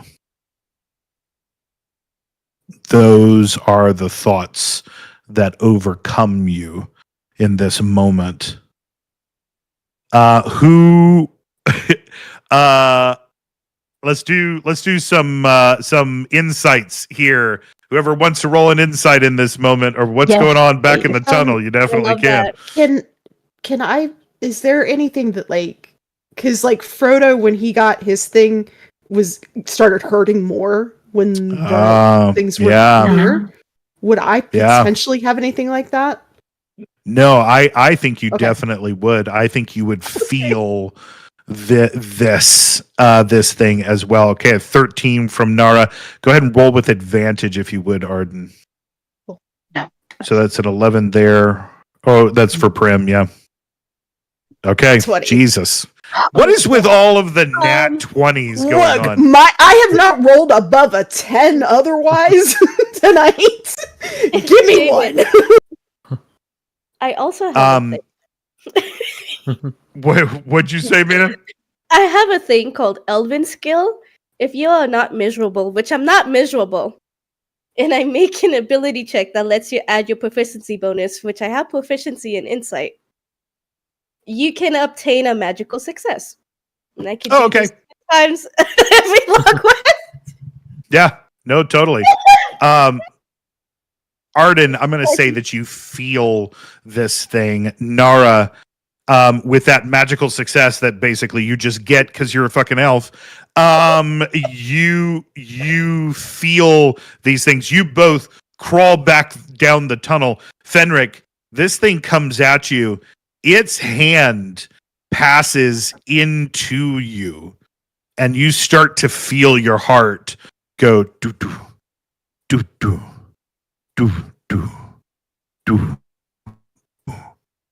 And you literally feel the fingers of it grab around your own heart when from behind you 2 hands grab at your clothing and pull you up and into the tunnel as you are dragged out of this tunnel by Nara and Arden, all of you reaching the outside of the tunnel, falling away from it, and at the moment that you do, the entire cavern, and you see dust fly out from where it was, resealed once again for all time. I think Fenric during this would probably, as he's never experienced anything like this, I think being flooded with emotion, I think he'll start to have a panic attack, I think, in this moment. So you guys will see him like falling, holding his heart, and like hyperventilating, not knowing what's going on, and the chaos of being dragged out of this is going on. Given what she went through, Arden, and what she felt and knew was there, Arden would just like hold him and just quietly, whisper reassurances and is like, it's okay. We got you away from it. We're here with you. You're okay, Fenric. You're okay. As you are saying these things, you hear the knocking and drawing of a bowstring. Standing in front of you is an elf arrayed in armor with a helmet. Narad, you would recognize the symbol, the insignia of Rivendell and Elrond anywhere. Long blonde hair coming from the helmet, and you hear his voice. Back away from him. He has been touched by the shadow. Wait. I'm sure there has to be something we can do. Hi! Nice to meet you! There has to be something we can do. I'm so sorry. I should have started with formalities. Pleasure. Did you take anything from the tower? You know what? No. Sorry. She says with her chest right there. Prim goes, no. Inside the chest. Actually, I think this is going to be really important, and she holds out the document of the treaty. I wanted to make sure it got to somewhere safe, and I mean, that place just got destroyed. I'm sure this would have been lost to history forever and always. Otherwise. Your name, and he looks over at the contract, but then he looks back at Fenric and he goes, your name, what is it? Is he talking to Fenric? Or? Yeah. I think Fenric will be trying to speak, but he's so strucken by what's going on that he can't speak. He tries to say something, but nothing comes out. He just So Arden is going protective. His name is Fenric. He's an ally. I was not speaking to you, Dunedain. I was speaking to the Hobbit. That, but he can't talk right now. You wanted his name. I gave you his name.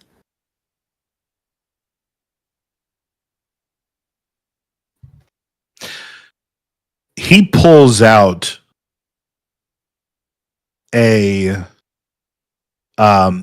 some water from a clear flask on a bag that is strapped to his back, and he walks forward to where you are.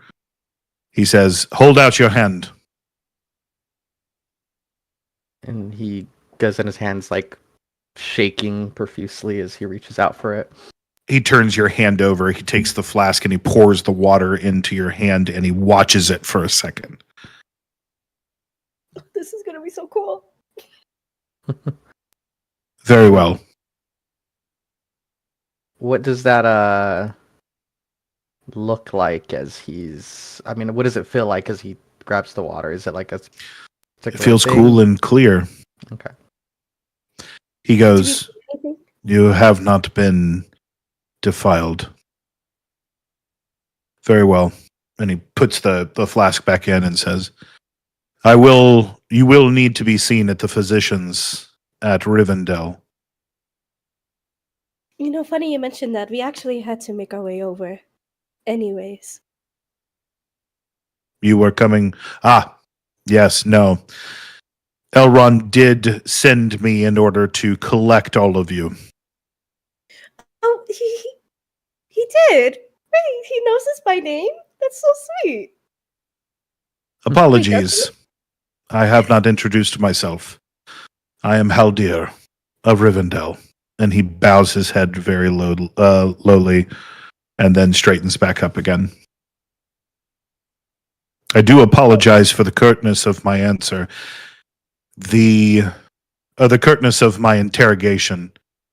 The list of our enemies grows very long. Our allies very thin. Absolutely. Are you ready to make the journey? Yeah. Nala looks back at everybody. Are we? My father and his troop were headed to Rivendell. We're supposed to meet them there. Do you know if they made it? We have seen no other Dunedain on the pathway. All right. What happened to your father? We were attacked by trolls. He and Hill another... trolls? Hill trolls. Hill trolls? Yes. He and another of my people named Strider were fighting them. Yes, we know of Strider. He has stayed long in Rivendell before. In fact, I watched him grow up there. The trolls have become much more aggressive if they are crossing over near Arthedain. We will make a straight march for the valley. Will you all be coming with me? I do believe so. Then I require you to keep up. Cardio. Here we go. Lovely. Again, I would ask, are we sure that none of us took anything from the tower? I mean, besides what I showed you, I don't think. Is there a Arden reason for that? There's foul magics upon the souls of those who still reside in this place. This was a place of slaughter. Sauron attacked here. He took no captives, and the souls of those who were tortured by his darkness still remain. Anything that is left behind was meant to be left behind. And anything that you would take away from this place would have upon it the stain of darkness. Cool. Arden's going to immediately fish out the pendant and dress. I didn't know what they were. He looks. What'd you say? You gave like the biggest side eye in that moment, David. Right? Judgy Yeah, elf. The judgy elves. He looks at it and he goes, "My, this was the symbol of a great queen of men. She was powerful, yet she too fell to the shadow.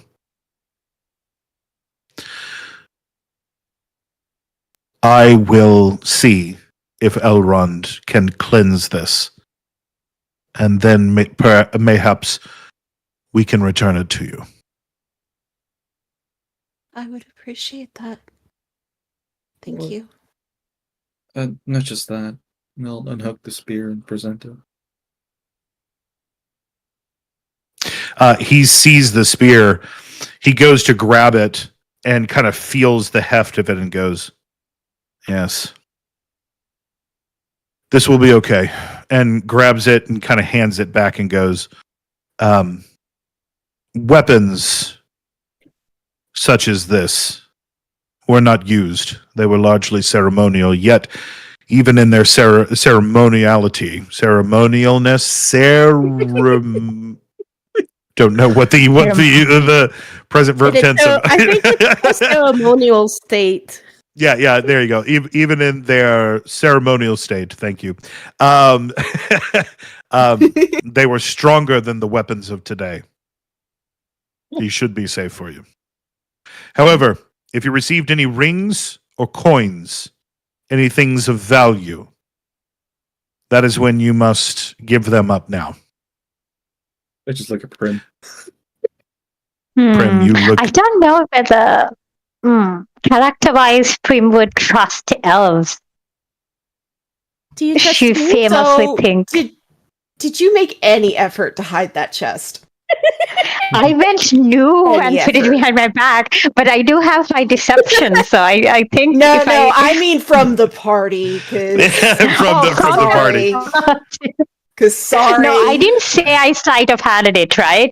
So I just picked it No, up you and said ran. you grabbed I it think, and- yeah. yeah. I think you guys will save me from this, yeah. Because character-wise, I don't think Prim would have given this up.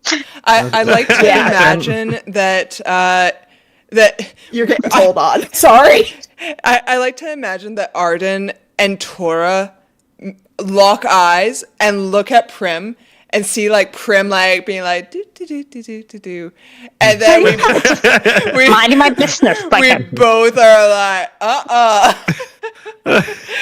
Prim. Fenric ain't no snitch, so. I ain't no am snitch. 100% a snitch. Martin is sorry. Magni, for sure, he saw Prim do it, and he'll say, Prim, I was given a job by whoever that man was in the gray hat to protect you. So, please give that up. Oh, give up. The chest you're trying to hide behind your tiny frame. I'm literally taller than you. And then I'm just like, then she just sort of turns around and there's a chest in the floor and she's like, oh, this thing, I just picked it while I was running out of I didn't pick it up. It was like, it hit my leg and I just sort of picked it while I was running out of That is so and awful. You know what? Oh no. That must be a magical chest that just likes violence and we should give it away. So it doesn't hit you again. Just leave it. I just sort of lift it up and just like offers it to the elf and says, any idea what it is? He walks forward and he goes, yes, this is the treasure hoard of Amansul. The enemy tried several times to relieve it from this place, but it was well hidden. He goes to grab the chest and he pulls and nothing happens. And he goes, you need to let go of the chest now. Prim. And just sort of one finger by one finger, I just slowly let it go and just like, okay. He pulls it away from you. The fact, and I just want to mention this, the fact that Prim, a hobbit, was able to sort of hold it from Haldir, an elven lord, or as close to an elven lord as there can be, besides the big guys. White knuckle grip of all white knuckle grips. He goes, very well. We will bury this so that it might not affect anyone else. Now, rest by the stream, and we will leave in 3 hours hence. We head for the troll shawls. There, the enemy is upon the road, and we may have to fight our way through. All right. That also gives us a chance to finally talk to each other. The party, all six people turn inside into like a circle, and it's like Yep. How do short rests work in this version of D&D, David? It does. You know, short rests, actually, there are different phases that you go through. But yeah, you actually, interestingly, with this shadow scar, the effects of rests are different for you. Because I have 4 hit points in a dream right now, so... and we're coming after the dream. we're gonna take that dream away. I was convinced I was losing memories, so... Right? Yeah. Would Prim or anybody like else who rolled like very low sort of have any understanding of what happened with the shadow or anything? to do with Arden's injury, like the... I would think that there's certain questions that could ultimately come out of that I will leave to you guys now. Hey, guess what? Everybody's sitting by the thing. You guys get to talk and action. Tora will look first to Fenric. And she says, well, I'll be the first one to admit that perhaps I judged you a little harshly at first. It's just, you got to understand, when you're weeing off the side of a building. I said weeing. When you're weeing off the side of a building, a national monument. You mean continental? A continental monument. Thank you, Naradis. I got you. Do you need some healing? You do know that was... I'm sorry. You know that was a watchtower with soldiers, right?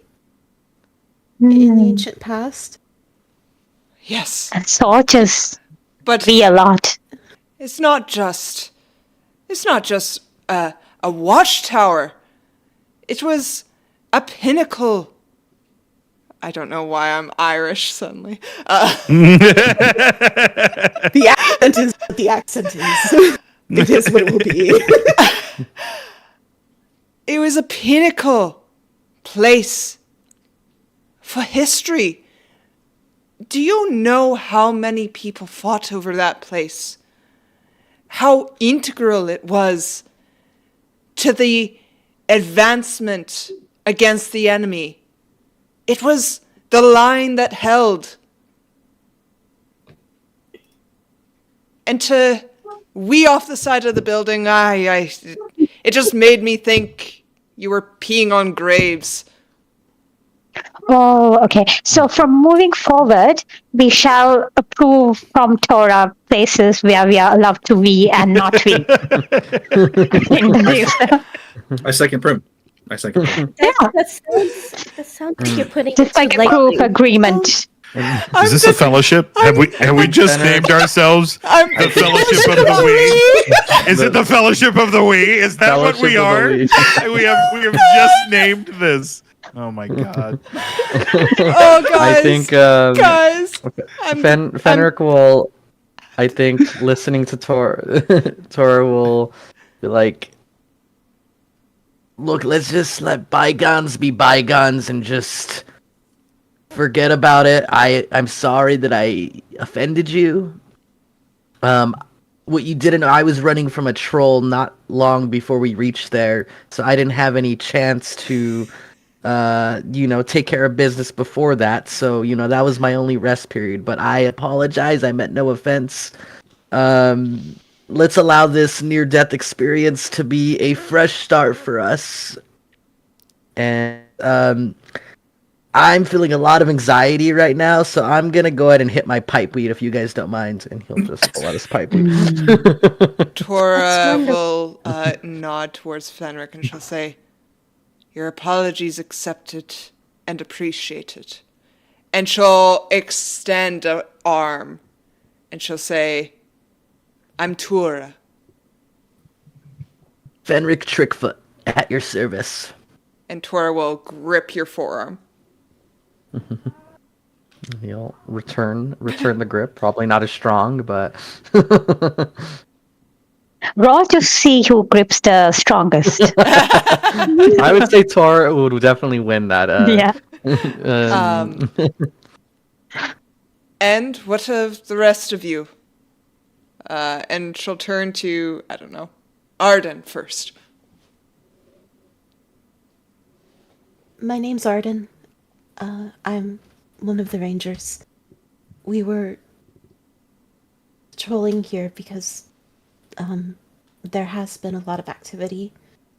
And we were going to go to Rivendell, like I told the other person.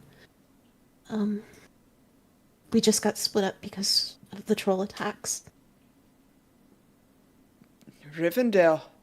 Well, seems our paths are crossing that happens to be where we're heading. I don't know why I'm Irish. I don't know. No. Go with it. We dig Let it Irish. flow. Embrace it. Embrace it. Yeah, just to offend all peoples. It's okay. It's all right with your accent. You're not looking too well, Arden. Do you mind if I mend you up a little bit? I would appreciate that, actually. Beautiful. I mean, I know it hasn't been long, but the wound still really hurts. You're good. And she'll go ahead and use her craft slot for the day. Let me roll a medicine check and hope to God it's a 20. I don't know how much hit points Can you bribe the DM or the lore master? I know. Come on. Double digits. It's fine. I'll use instead how many times can you use a healer's kit before 10 times. A healer 10 times? Yeah. Okay, I'll use it once then. I'll only be able to give you 1 hit point back. But it's something. It's, you know what? That's I had 4, now I have 5. I will take that hit point. I am no longer subject to 1d4 of death. Aww. Beautiful. Beautiful. Tora. I'm bandaging you up. Tora will nudge Neradis and she'll say, "All right, go on and introduce yourself to the class." I think I've done my introductions enough. Hi, my name is Noah. It's a pleasure to meet you guys. As he's mending your arm at the same time, like multitasking. Linden, that's where I come from. It's nice to meet you guys. We found a letter, and now we're going to. Pretty simple, My knacks are healing and song. That's all I can do for you. So please don't ask me to do anything else. As I continue to the bandage. You found a letter? We did. I was heading towards some trading. I'm a jeweler by trade. I make jewelry, and so pull out like a necklace that she made. It's like nice and silver, but nobody likes silver apparently. Fuck. I like silver. It's very pretty. Oh my god, thank you. I went to go trade, but we got caught. Was it an orc? I can't remember. It was an orc. It was an orc. And there was somebody else that was attacked, and they had a letter. And that's when, he wanted us to deliver it, and so now it's his last dying wish. I have to do it at least. Tor is following me, because Tor is so nice. I promise he's so nice. Give her a chance. She's just passionately aggressive. Passionately aggressive. Wonderful. I feel like that's a positive negative to say Tora's just passionate. Just end it there. Aggressively passionate. I mean, dwarves are passionately aggressive. That's kind of what they're known for. One is praise, one is a warning. So there you go. It is. It really is. I'm like, just as you guys have seen, Tora's just nodding during this entire thing, and she's like, "Aye, yes," what she said. Mm-hmm. And she turns towards Prim and she says, "What about you?" So Prim is like fully wreathed in a cloud of pipe smoke, just like sulkingly sort of on her pipe, just like thinking about the wealth that she just had to give up.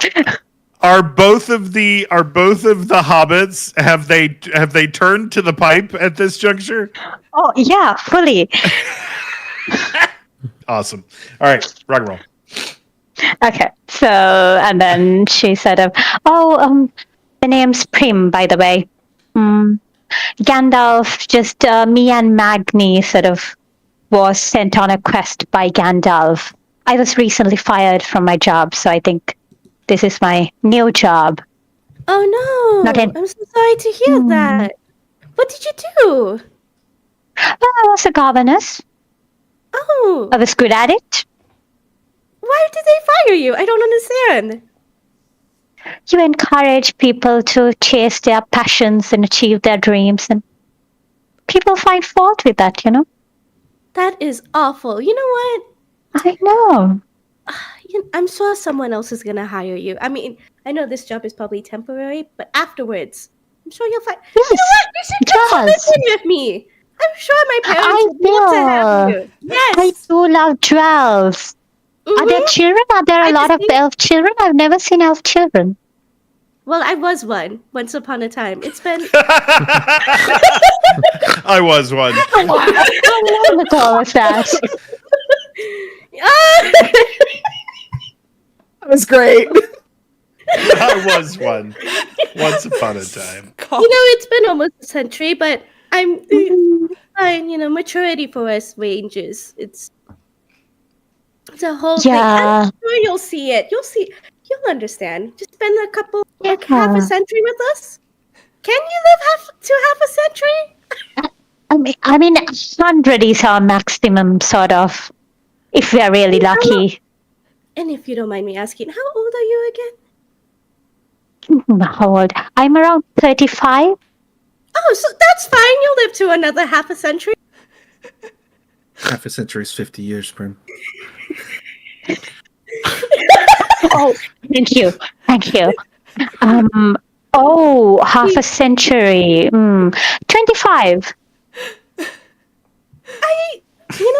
Okay. I think you can see some difference in the 25 range. But you know what? You'll experience it for yourself after this. I will. This is my friend Magni. He's a man of few words. And he waves. He's a man of few words. Yeah. I guess like a little wave, like a little finger wave. I'll introduce myself. Magni Corn. Don't mind the name. Don't know why I was called that. That's how it is. But yeah, I found myself in a tavern. I was talked to by a guy in the gray hat, asked to escort Prim, and yeah, I was going to get paid for it, so. Just bored, coming from Dale, so. Yeah. I think Prim said it. You've come over the misty mountains, then. Yeah. Yeah. Oh yeah, that's Which way did you come, Magni?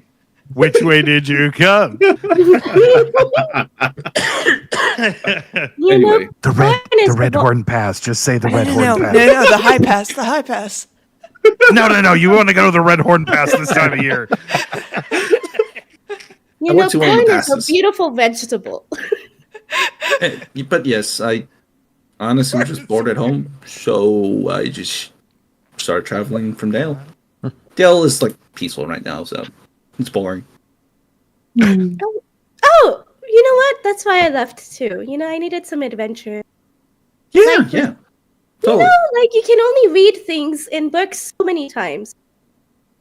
And it just gets to that point where you need to experience it yourself. Oh, yeah, totally. Absolutely. Can I offer the pipe around? I've never smoked in my life. Anyone would like a puff? I try to catch some fish and cook us some lunch. That sound good? Oh my god, that would be amazing. That would be You see wonderful. Haldir turns around and goes, I have elven bread, if you so desire. Oh! We can make sandwiches! No, we do not make sandwiches with elven bread. No. Elven bread literally fills you up for the entire day. Just take it. But I need some flavor. Yeah, and fish. He looks in his pack and he brings out I guess what looks like a little tiny valve. And it's I tried to make this and it's basically peanut butter. Oh, fascinating. I think Fenric and Magni would bond over peanut butter. I love the fact that we have now created peanut butter in Middle Earth. There's no peanut butter in Middle Earth. I don't even know if peanuts grow in Middle Earth. By the way, I had to look up if there's corn in Middle Earth. there are trees. Trees have corn nuts. is a husk. Well, trees look, have nuts. corn didn't exist until we went over to North America. And we're like, hey, what's this You mean stuff? my area? You mean my? It's fine. Yeah, definitely. No, your area, yes, definitely. And we were because this is supposed to be England, and we were still scratching at the dirt for stuff until they showed us. We're gonna assume it's whatever version of peanut butter that is in this world. Maggie made somehow. There are trees hold nuts. You can bark. Smash the nuts. Yes. Bark can be jam. If you peel the bark and get the resin. Actually, I can actually peanut butter and jelly sandwich. I mean, I know they have jam. They have to have jelly. Maybe the Dale culture imported some. I was about to say that. I was like, well, yeah, I got this from like a trader. From outside of Dale. So there was a Easterling. If any group was going to get it, I think Fenric would look at a Prim and like, you thinking what I'm thinking? We could get that Alvin bread, throw that peanut butter in there, maybe a little bit of get some jam off the bark. There, we got ourselves a nice little breakfast sandwich there. Mm-hmm. Yeah, and I travel with jam. I always have jam. Well, who again? I would like to say that we do not make peanut butter and jelly sandwiches with lembas bread. It's not yet. No. Listen. Have you tried it? Have you tried it? Listen. I'll tell you what. You have one bite. Take one bite, and then you tell me if you don't like it. Then. But if he's poor elf. This poor elf. There is no mirth in his face. He is just as straight faced as possible, and goes, "This is a fell conversation," and he just walks away like just. And he left the bread. Great. And he left the bread. No, he wouldn't leave the bread. Can I snatch the bread? Can I try to sleight of hand the bread? Yeah, same. Oh my god. All the hobbits. Can the hobbits work together? Peanut butter and jam sandwiches. Am I allowed to do this, after David? this conversation happens, Maggie just goes straight to fucking fishing. Literally. It's just gone I think Arden is like looking at a piece of hardtack that she has just as a ration. It's just like, I think anything would be better than this. So I encourage whatever you're trying to do. Can I try to persuade Halder to give us the bread? Wait, am I sleight of handing the bread? Can I try that? No. Or will that? Okay, all right. So as the lore master, it is part of my job to make sure that the things that we introduce into the game are as accurate to Tolkien lore as possible. However, I would like to say that according to the internet, that there is no peanut butter in Middle-earth. However, the final scene where Frodo, of the movies, where Frodo is about to toss the ring into the fires of Mount Doom, the dirt that's on his face is actually peanut butter. David! They used peanut butter to dirty his face up. So I suppose it's canon. It's in universe. Peanut butter is imported from Mordor. Got it. Right. And look, think about it this way. There's so many people that have invented things that they just haven't shown to the world. So we wouldn't know that it's been made. Exactly. So peanut butter and jellies could exist. It could be butter from any nut. Yeah, exactly. That's true. And we're just the only people who have never shared this secret in canon. Because it was our own. I'm down with almond butter. I'm second guessing streaming this. I really am. I'm second guessing and this. we've had Peanut butter. Look, you put a big disclaimer. You just put a big disclaimer on it saying, while we will maintain some accuracy, we are also creative souls who like to spice things up. We want to put our stamp onto Middle Earth, Yeah, I yeah. just did that. That's the funniest situation. But yeah, as soon as the conversation ends and he walks away, I literally just take the spear out. I'll be like, I could probably use this for spearfishing. Goes to spearfish. I'm proficient in hunting, so I could potentially help with any fishing. Oh yeah, definitely. So. Okay, so we've got fishing and hunting. Let's go ahead and give hunting things to both of you because fishing is technically hunting for fish. So both of you give me huntings in order to figure out, what kind of meal you're going to have tonight, minus the limbus. The rest of you, what do you want to do in sort of the downtime before we are getting going? You said it's 3 hours, right, David? Yes, it's just going to be 3 hours to the troll shaws. Yes. Could I take out my tinkerer's tools and try and repair like Arden's clothing? Because I assume it's very. Yeah, it's torn up a little bit. You definitely could. Yeah. Yeah. Fenric, Arden, and anybody who needs. Okay. Yeah. I tell you what. Give me a. Give me a sleight of hand. Give me a sleight of hand. Okay. You're basically sewing, right? And I'm a governess, so it would make sense for me to have some skill with it. Nice. Yeah, everybody gets new clothes. No, I'm just kidding. So you're I would like definitely to point out, just in case it's been forgotten, Right? Tora still has an eyeball in 18. her pocket. I don't know. Did I Yes, roll that's 2? actually true. Oh, I rolled 2. It does. Okay, the first one was. I forgot about that. Okay, so I The first one accidentally was a- rolled 2. was a First one was 25. 25. Yeah. You are definitely good. Only if you had critted on your second one would we have been like, oh my god. But yeah, definitely you are able to sew up. You're actually able to keep to kind of go around. It's so funny the thought of you with your sewing box, following people around sewing things. I'm just sort of and then Magni's just making me go away while I'm just trying to sew his cloth while he's trying to spearfish. Yep. Scare the fish away. Get over there. And I accidentally prick you with the needle and then walk. Okay. And I walk away. Amazing. Okay. All right. I love all of that.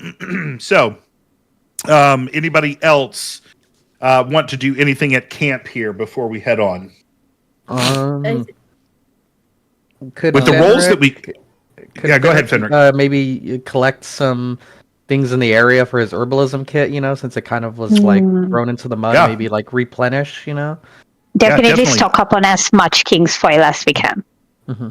Yep. It grows around here. We know that. Yeah. Do I need to roll anything for that, or?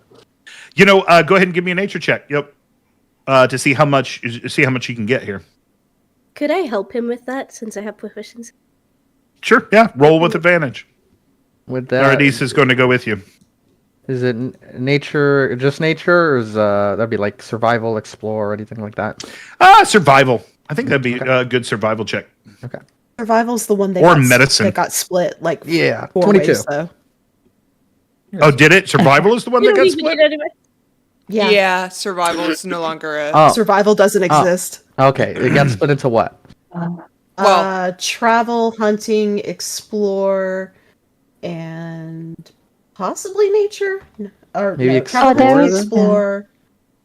I mean, you got a 19 no matter what. So, accept that. So whatever your pluses are to that, and proficiencies are a thing. Okay. But definitely, yes, you are able to find with an over 20. I was doing 5, so 5, 10, 15, 20. So you're able to get at least 5 good 5 good groups of herbs that would work for what you want to do. So so the cool thing about that is I think one of them, which would cost 5 gold points, but one of them makes 1 healer's kit. Is that kind of what the deal is? Is that the deal? Maybe. I'm Okay. not sure. Okay, so the healers has stabilized people. Do you have anything extra on your sheet that would give you any cool junk with that? Let me check. That's fine. Take your time. While you're doing that, the two that we're hunting, Magni definitely caught some fish. Some people are having fish tonight, and also got you a brace of conies there, Arden. What's a So- coney? Rabbit. It's a rabbit. Oh, okay. It's a couple of rabbits. Okay, so rabbits too. We are making rabbits too. And fish. Yeah, rabbits too. And rabbit and fish too. Nice. Yeah. All right. Well, put that on the. Wait, do we have any vegetarian elves? Sorry. Why did I have an idea that elves are vegetarian? I think elves are just vegetarian. All vegetarian, right? Noah looks at me like, I feel very targeted at that statement. No, it's. Hal, do you? Do you? Yeah, go ahead. Go ahead. Yeah. Listen, do you want a vegetarian option? Is there? I Yes. would one. I would hate to start eating meat because of this adventure, but if I must, I suppose I will. And she's really like, I really don't want to. But she's like, I'm Nowadays, I don't know if tofu is native. no. We dig for potatoes. I am aware. Can I go away and try and dig I for love some potatoes? I'm sure that somewhere there are potatoes. Yes. There's also, I mean, there's berries and stuff like that. Like you can exist here. But Haldir does presently come to you and goes, "Sister, I do understand that being around these people who don't often understand our dietary requirements is tiring. May I offer you some lembas bread?" I would love that, actually. Thank you. Very well. You are welcome. It is my joy to serve you. And he undoes the limbus bread and he goes, "If you let Jelly touch this, I swear to fucking God that I will." He does not say that. Not say anything about the He does pizza. not say. He does not say that. But he says, That was gonna be so funny. No, it was so good. I promise no jelly. At least jelly from the hands of people that eat meat on a regular basis. he goes, "No, I enjoy the jellies. The halflings have jellies, and I enjoy them occasionally. Yes, we do get imported things from around Middle Earth." Gandalf comes in. It looks like he's been to a Cracker Barrel with all the junk he brings in every time he's in town. Which is a wonder. How does he preserve it so well? It amazes me every single time. Okay. So yes. I will have this bread. Thank you very Spoonful of much. jelly in your mouth and then a bite of lembas bread. You don't put the jelly on the lembas bread. No, I will not. I will have a spoonful. It's like a spoonful of Nutella that's kind of like nursing Yeah, like dessert. and then Oh, it never touches the bread. Okay. why did you guys bring Nutella into this? Nutella doesn't exist. I'm making a comparison. I said I'm She making did not a say it was comparison. Nutella. She said it was like Nutella. It's like when you eat, if you decide to eat Nutella and it's like a spoonful and you just like, it's like a dessert. Or like peanut butter, how people do it with peanut butter. I would I just- love some Nutella in Middle Earth. In Middle Earth, I just wanted to do a campaign about Moria. That's all I wanted. I just wanted to go. I just wanted a serious, demure, just Sorry. walk. But if we had Nutella, I think it would defeat Shadow Pulse in some way. Can we agree on that? Like, A school full of Nutella and advantage on like. David, if you wanted, I think if you Frodo wanted had to, some Nutella on his journey, he would have been so different. he would have resisted. really fine. The ring a lot I have lost easier. control. I have lost You, everybody at home. David. I have lost control of this. David, you this is threw no away longer. control. You, This is- David, I what just- specifically happened was you pissed away your control when you said, "Hey, why doesn't Fenric take a whiz off the tower?" That is truly where it You all went set wrong. things in motion that It's has set true. the precedent It's true. for this It's true. campaign. I only have myself to blame. You gave your Amazing, players a guys. toy, and we ran with it. Amazing, guys. Amazing. Hey, everybody. We are going to end there at the river. About to head into the troll shawls. Oh, thank you for joining us for whatever this fever dream was that we just all had. This was a literally together. Thank you. To be fair, we're still working out the kinks with everything. We are you know? still working out the kinks of it all. We need Um, to establish dominance by figuring out By whose bullying key David about stream was stronger. I think we've covered a lot of things today. I think actually, you know, There's been a lot of character we got growth. we introduced the shadow mechanic, the shadow points mechanic. Through our decisions. Yeah. We I made an got a important shape character. Yeah. We had a meet cute between all the characters. You know, So many culinary dreams are going to be explored. Fenric got a flirt with an elf, so I feel like he should get inspiration for that. You know. Yes. Yeah. Totally. 110%. Yeah. Things were achieved. We achieved things as a party. We achieved. I agree. We have are grown. currently- We invented we are currently peanut butter sandwiches. we're in the Merry and Pippin part of the saga. Okay. We're in the Merry and Pippin. I think the party just hasn't realized how crazy things are getting yet. You know, we're still in our little, Right. in our places, in our The optimism, party. and you I'm know. gonna say most of the party doesn't know what's going on. I think This, definitely for the next campaign. Yeah, sorry. And Fenric just had a panic attack, and so did Arden. So I think they deserve a nice little PB&J, you know. This So like we is- just had near-death experiences, and we all coped with death differently.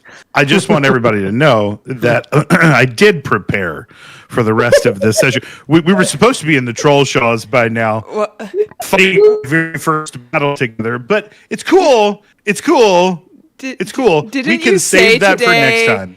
Didn't you say today during Middle Earth Mondays? Yeah, I think we'll make it to the Dimrel Dale. Yeah, no, totally. I did. I was like, I think we can make it all the way to the Dimrel Dale. Oh, We are Should so we far have like away. a safe word thing for David to bring us back to like he says this word and we all have yes, to I know the word. Limbus PBJ. There you go. That's the safe. yeah, and then we all like we have to focus. PBJ. That's the Nick, safe word, Nick, guys. did you have an offering? Piss is the safe word. Oh, yeah, no, it is. It How about is. It not, has to be. you say not to piss Okay, how off, about you this? know? How about this? Piss If I off. need everybody to come back to the table, I will say "fool of a took." How about that? Does that work? No, that sounds very Tolkien. I don't know if that It is Yeah. very Tolkien. Fool of a took. I'm ready Yes. for it. I will actually have a button from here forward, and I promise you, the next session, I'm gonna have a sound Soundboard? effect. Yes. That the moment that it's like we're getting off the rails, fool of a took. Yes, it's gonna play over the thing, and we're It'll be a jump scare, like.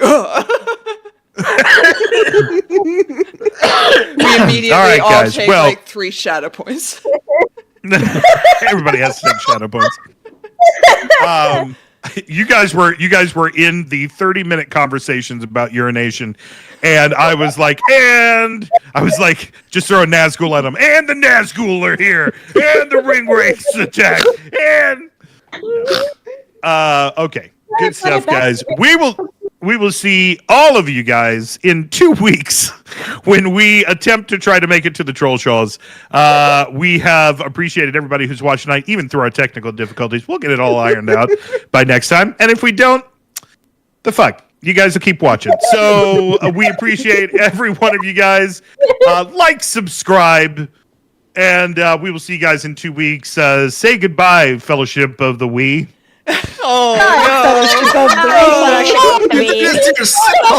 You are doing this to yourself. Do you mind? Can I request that you change Moria Evening to Fellowship of the Wii? Fellowship of the Wii. It's happening. Is that our official fellowship group name now? That is now the official Fellowship of the Wii. It is no longer too greedy, too deep. It is at Fellowship of the Wii. At Fellowship of the Wii. All right, guys. We'll see you. We'll see you next time, everybody. Bye. Bye.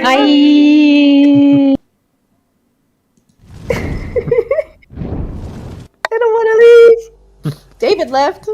God, it's